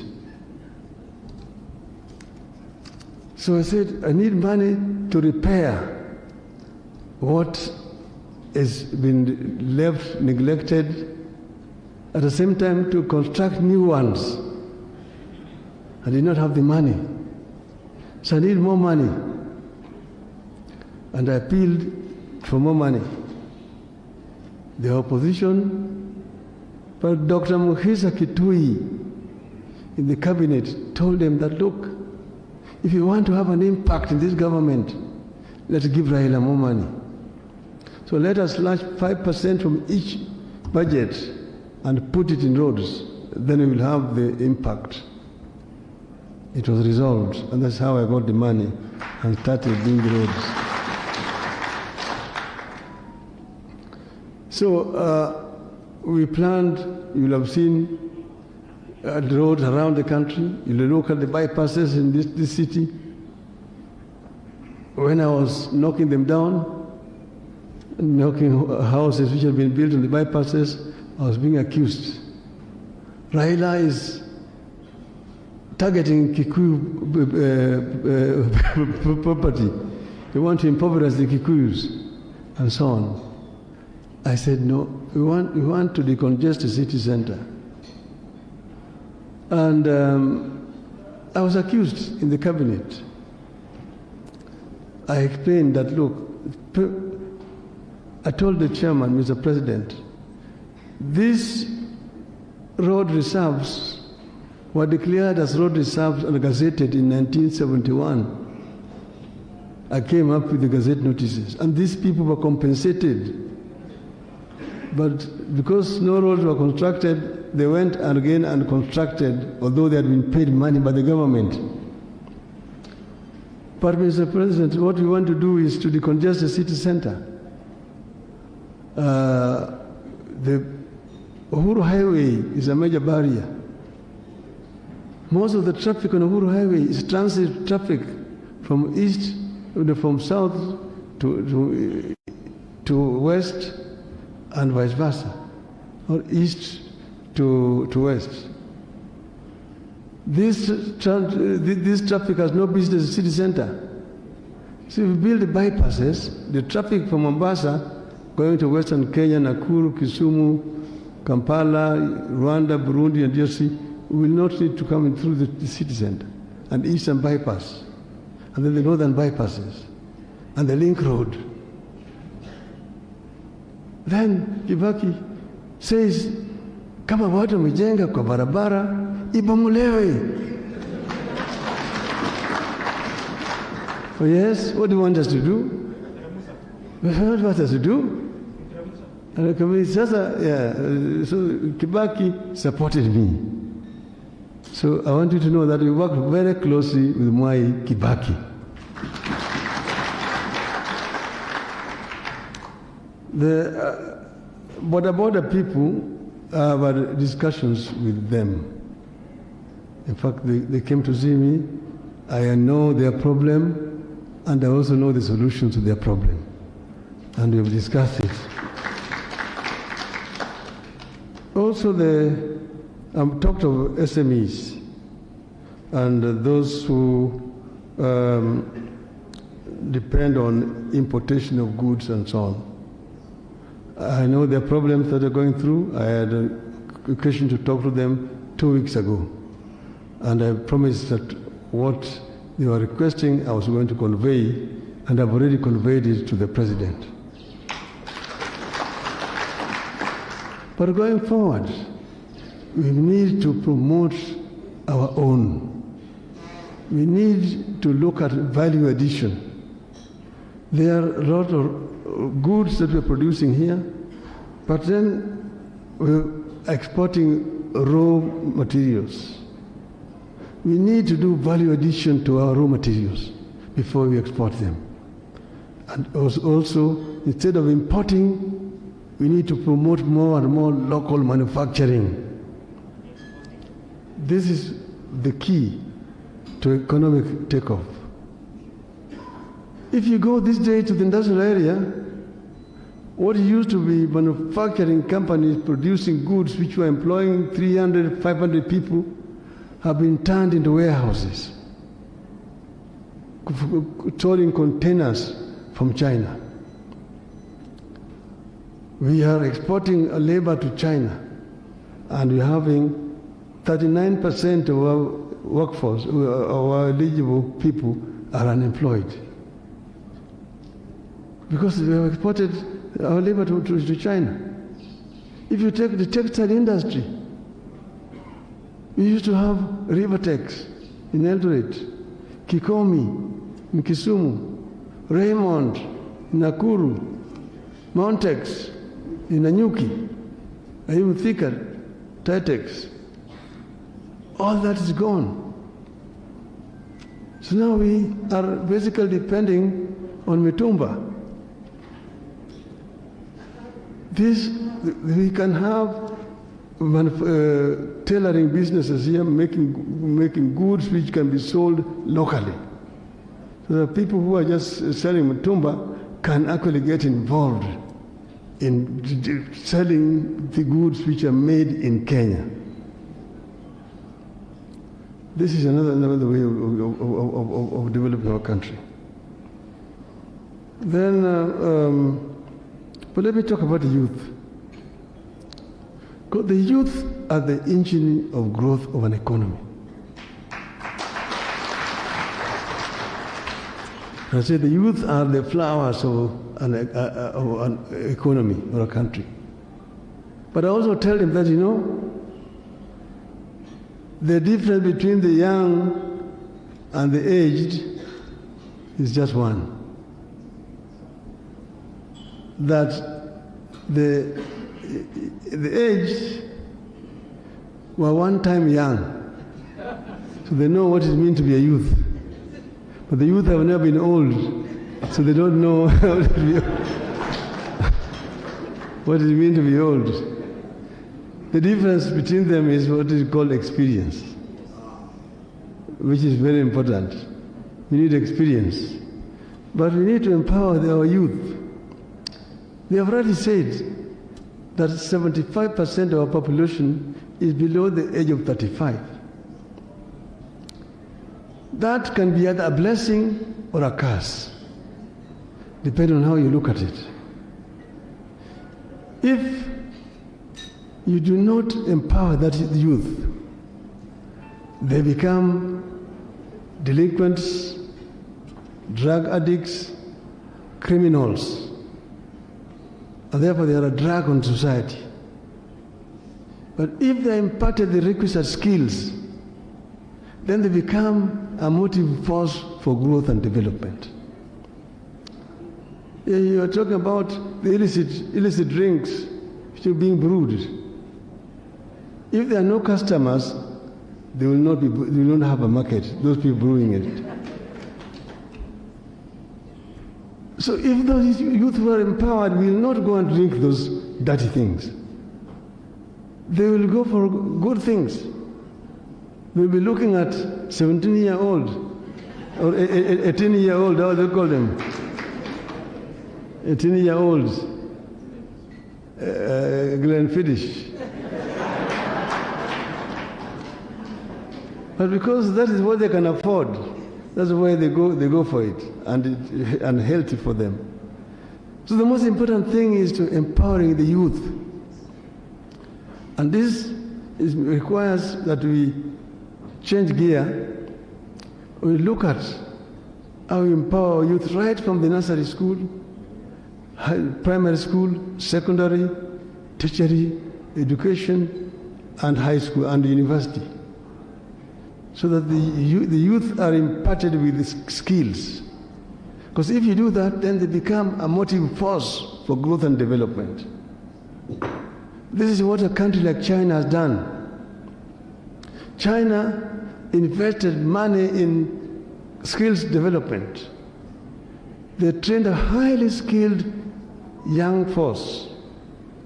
So at the time they liberalized their economy, they became a very attractive investment destination. People were rushing to China because people are skilled and labor is cheap there in China.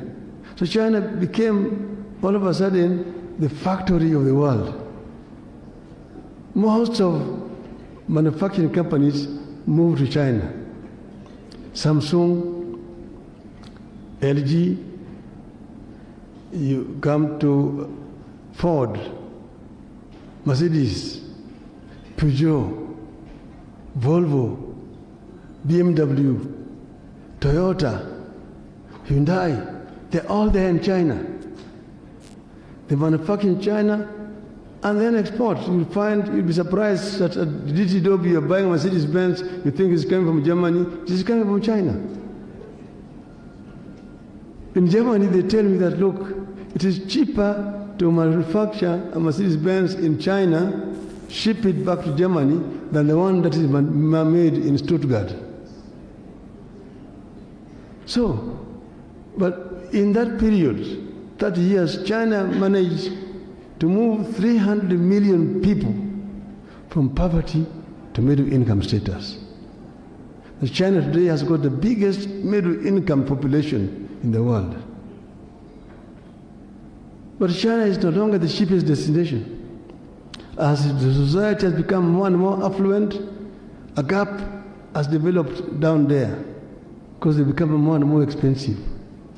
A gap which is down there, it's a gap which a country like Kenya can fill. And we fill it by investing in skills development, requisite skills. I was telling people some time today that you have today so many of people in our labor force working with certificates, qualified degrees. Then there are very many other investors who have come here looking for people to employ, but they're not getting the right people to employ. In other words, the skills that we have do not match the demand of the market. I mean, it's a location. So somebody is running around here, oh, I've got a degree in public relations.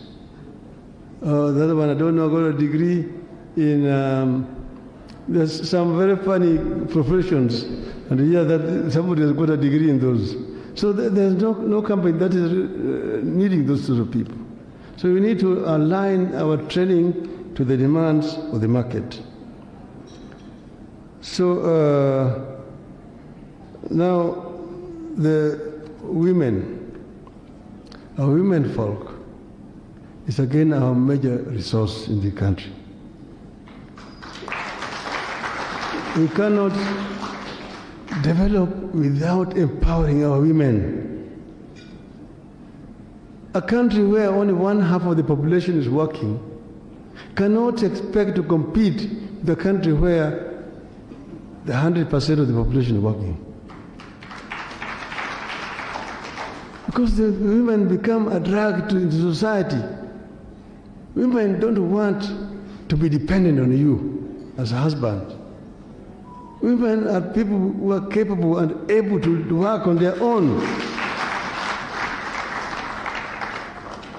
So we empower women to make them equal to our men, so that they become partners in our society. This is what we want.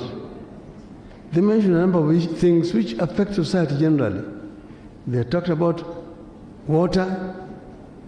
It also affects men. But most of the times, in many societies, women are the ones who have to go fetch it from very far away.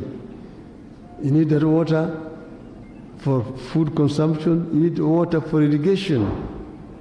And that you need to invest in harvesting. There are many parts of the country where you find drought. But when it rains, there's a lot of flooding.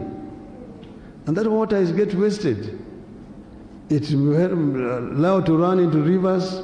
Rivers take it to the sea, which does not need water. The sea does not need water. So we harvest that water and keep it for our people. And we can do it.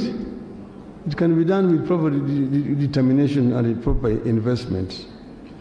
So we will empower our women properly so that they can. And security. There can be no development in a country without security. This goes without saying that each and every Kenyan is equal. No people of Kenya live here at the invitation of any other community. Kenya is ours as of right. So the government must protect each and every Kenyan. Every life matters. You are the governor of Laikipia's talk. What's happening? Those are the sort of things which you just look at, you expect to see in a primitive society, not a civilized society. So those are the kind of things that we first and foremost we must get rid of and ensure that they don't happen, and each and every Kenyan has a right to live in any part of the country, own property, and invest there. I was being told that I was yesterday with some people from Kitale, and they're saying that they fear to invest there because there are all the times a constant threat that you can be evicted any time. Those are things that we don't want to hear. Either you are a Kikuyu, a Mukamba, a Mkalenjin, a Mjikenda, a Mturkana, Mjaluo, you can live and work in any part of this country by right. Those we will deal with. So let me say this now, finally. Peace, as I've mentioned, is very important. And you know, we are coming from a state of insecurity, of a crisis. Following the elections, the Supreme Court nullified the elections, ordered a repeat. We refused to go for a repeat because the IEBC refused to meet conditions we had set. Then, you know what happened? President Uhuru was sworn in. We also took an oath.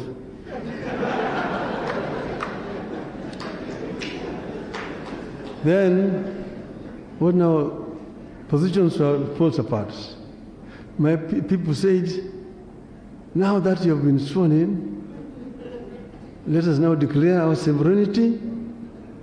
Let us first take all the portraits of the president in all the public buildings in our strongholds, heap them and burn them, and declare our sovereignty and begin to collect taxes. I saw that this is taking Kenya to Somalia, because we will start a conflict that can be very bloody. You remember that time already, we said no Safaricom, no Brookside, no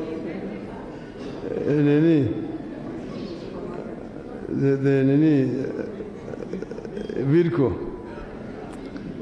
Then on the other hand, the people of President Uhuru told him that what Raila has done is treason. Let us arrest him, charge him in the prison, hang him, mambo ikwishe. He also saw that would create a terrible crisis. So it is under those circumstances that we met to talk. And we talked for a long time. The first time we talked for 13 hours, non-stop, from 2 p.m. to 3 a.m. Then we adjourned. 2 days later, we met again for 6 hours. So a total of 19 hours of talking. The first, when we first met, we were just looking at each other. At you called me a drunkard, you called me this and that. I said, but you also called me Kimodo Muguruki.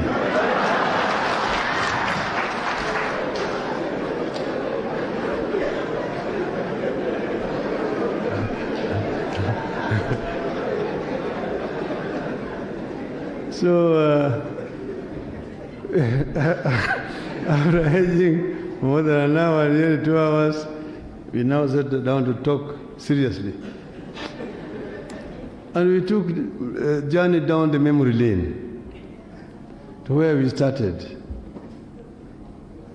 Some of it he does not know. Buru has told you how Mzee Kenyatta came to Kisumu. First, when we ourselves were toddlers in 48, he came again in 49. Then he came again. What we remember faintly is 1952. You can remember a bearded person there with a very deep voice talking. And after that, he was gone. Oneko used to live with us the same block. Then all of a sudden he was gone. The children remained, so we were playing with his children. And then now people would assemble in our house in the evening, and Mzee would be talking about our people. And Kenyatta's name was always there. That was a state of emergency period. Until then, Mzee Jaramogi became a member of Legico. And then, because he was all the time teaching people about how the Kikuyus are our people. Because those days, the life was very bad. They're out there in the island of the lake. There's an island called Mageta. The Mau were kept there. And they would be taken during the day by boat to come on land to work on road construction, then taken back. Kina Mzee Baruru Kanja were detained there. And they are being kept there because the lake water is very deep there. And if you can swim, there's a lot of crocodiles. You will talk to those crocodiles. This is the time when they killed Mzungu, who was looking after them when they were working. This Mzungu, his skin had some black spots, like that fish called kamongo. So the Luos called him kamongo. When he went there, they conspired and he was killed. The two people hit him with shovels, and then they escaped. Then when they escaped, that's when we now saw the small planes coming around, looking around because they were searching for them. And the GSU were also brought to look for them, those prisoners. Then the radio was announcing all the times ati Wakikuyu, Wameru na Waembu ni watu hatari. Ukiona yeyote karibu, piga ripoti kwa polisi mara moja. That was being repeated on radio every morning, during the daytime, the evening, at that time. Then I remember how Jaramogi was telling the people that these people are our brothers and sisters.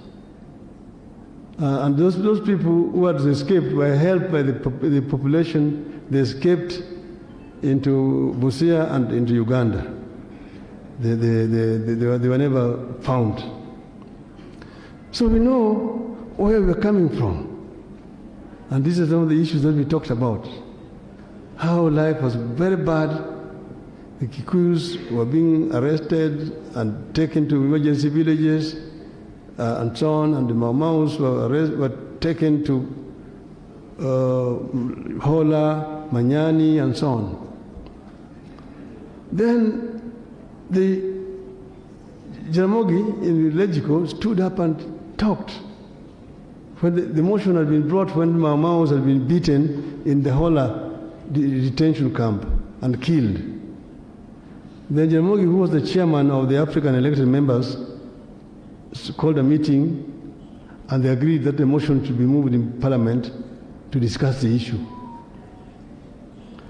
So when Jaramogi stood to speak, he said, Mr. Speaker, in the heart of hearts of the African people, Jomo Kenyatta and all those who were detained with him were and are the true leaders. And their continued detention offends the consciousness of our people. Jeremiah Nyaga, who was in the house there, would tell us, he used to tell us, you could have had a pin drop when Jaramogi uttered those words. Because those days, if you mention the word Kenyatta, ndani. Then Africans, all the other members of Legic who were there, disowned Jaramogi. They were 14. Only Masinde Muliro supported him. But Jaramogi challenged Kianu, who was a member for Fort Hall, to go for a public rally in Fort Hall, now Murang'a, to ask the people between him and Kianu who was right. Kianu feared. But then the people of Murang'a, Fort Hall, issued a statement saying they support Jaramogi. The people of Kisumu also said they support Jaramogi. Then after that, when now the Crescendo started, then these people also now turned and they come to say Uhuru na Kenyatta. You're saying Uhuru first, you get Uhuru, then we release Kenyatta. Uhuru na Kenyatta. Jaramogi said it's not Uhuru na Kenyatta, it is Kenyatta na Uhuru. First. So you see, I know where we are coming from. I carry this pass here. This pass is called Kikuyu Embu Meru Passbook. This was the passbook that people had to carry if you are Kikuyu, Meru, or Embu during the state of emergency. It's written here, Simon Barorwa, son of Ngugi, tribe Kikuyu, location Gatanga, chief Ndungu, sublocation Regeta, occupation clerk, age 29 years. And then it says this movement permit from, that you need to put there, to, via, and then valid between, this and, movement permit register entry number, issued at, and so on. You must have this to be able to move at that time. This is where we are coming from. So we discussed, and then we said, but Africans came together, united. There was no Kikuyu, there was no Nini, because to Mzungu, you are just a bloody African. In the hotels like Norfolk, New Stanley, New Avenue, there were signs written there that Africans and dogs are not allowed. That's where we are coming from. But the unity of our people got Mzungu out. But after that, then we split. The split of the nationalist movement, because you need to know that Mugai Njenga was telling you about KANU and KADU. KANU was the nationalist movement. KADU was actually stooges of the settlers. So you need to know how the independence came. It's just unity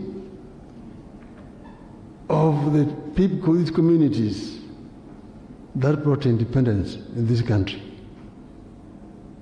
In 1961, there was an election which was done. KANU won the elections. KADU lost, but KANU refused to form the government without Kenyatta. And KADU agreed to go into coalition with the settlers. That's how you come. People like Ngala, like Nyayo and so on, were ministers before independence. That's what most people have not understood.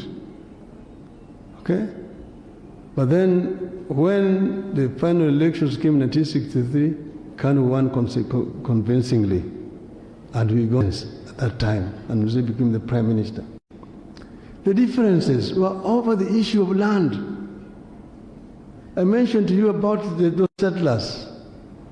When independence was coming, they said they cannot live under the rule of natives. So they wanted their land, their farms to be bought. Then the government did not have money. So the British government came up with a loan to the Kenya government to be used to buy out those farms, outgoing farmers. That's where there was a disagreement between the nationalist movement, KANU. Because there are those who agreed, just buy, take the money and buy land from them. And those who said, no, why should we buy our own land? They took it for free, they farmed it for 60 years. If anything, they're the ones who should pay us something. So this is the need here. The group who agreed to buy was led by Mboya, there was Kiano, there was Gichuru, there was Jonjo on one side. The one that said no was led by Jaramogi, Bildad Kagia, Paul Ngei, J.D. Kali, and Oneko. That was what brought the difference between Jaramogi. Mzee was that time between the two. Mzee was akienda pande hii niko na nyinyi. Akienda pande hii niko na nyinyi. He didn't know how to handle those differences. Until the settlers invited him to Nakuru for a meeting. And that is what compromised everything. The rest is history. Okay? So we agreed with Uhuru that we can bring this country back to where we started and unite the people of this country.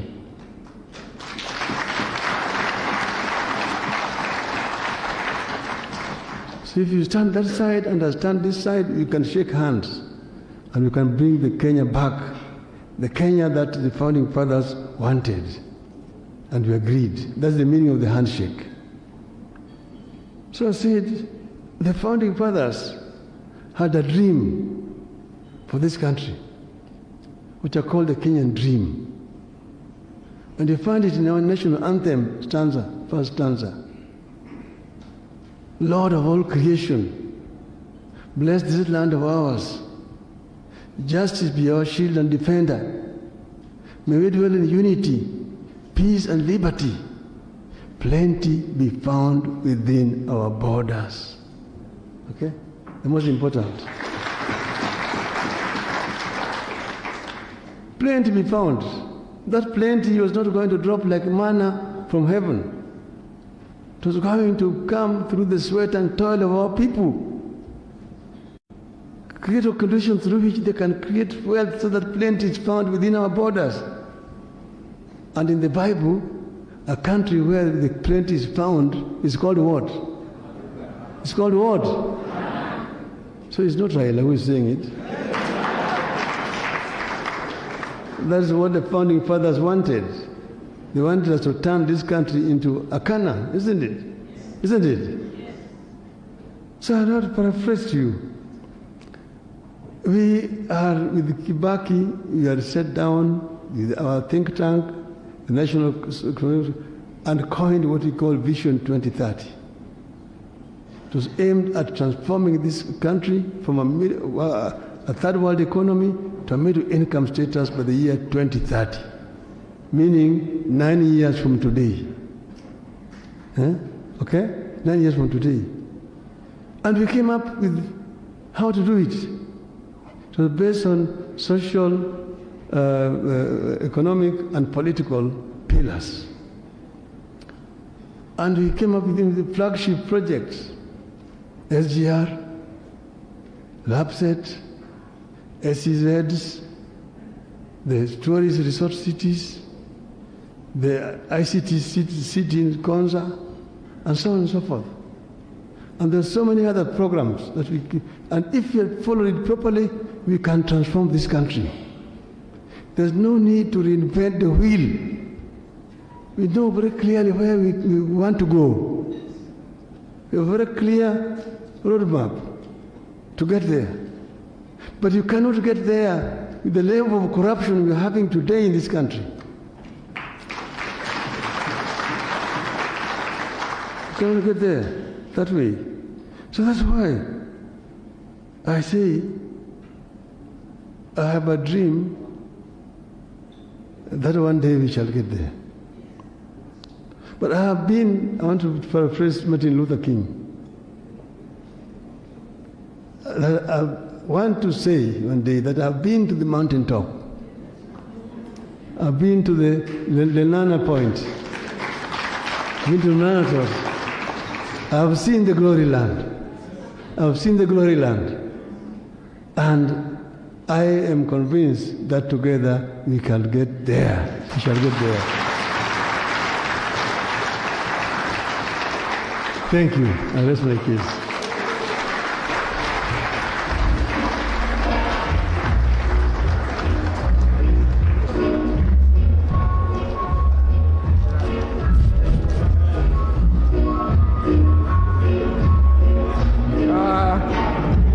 May I invite all the directors of MKF, please? We want to give a small gift of appreciation to our chief guest, led by our chairman. Directors of MKF, please come to the podium.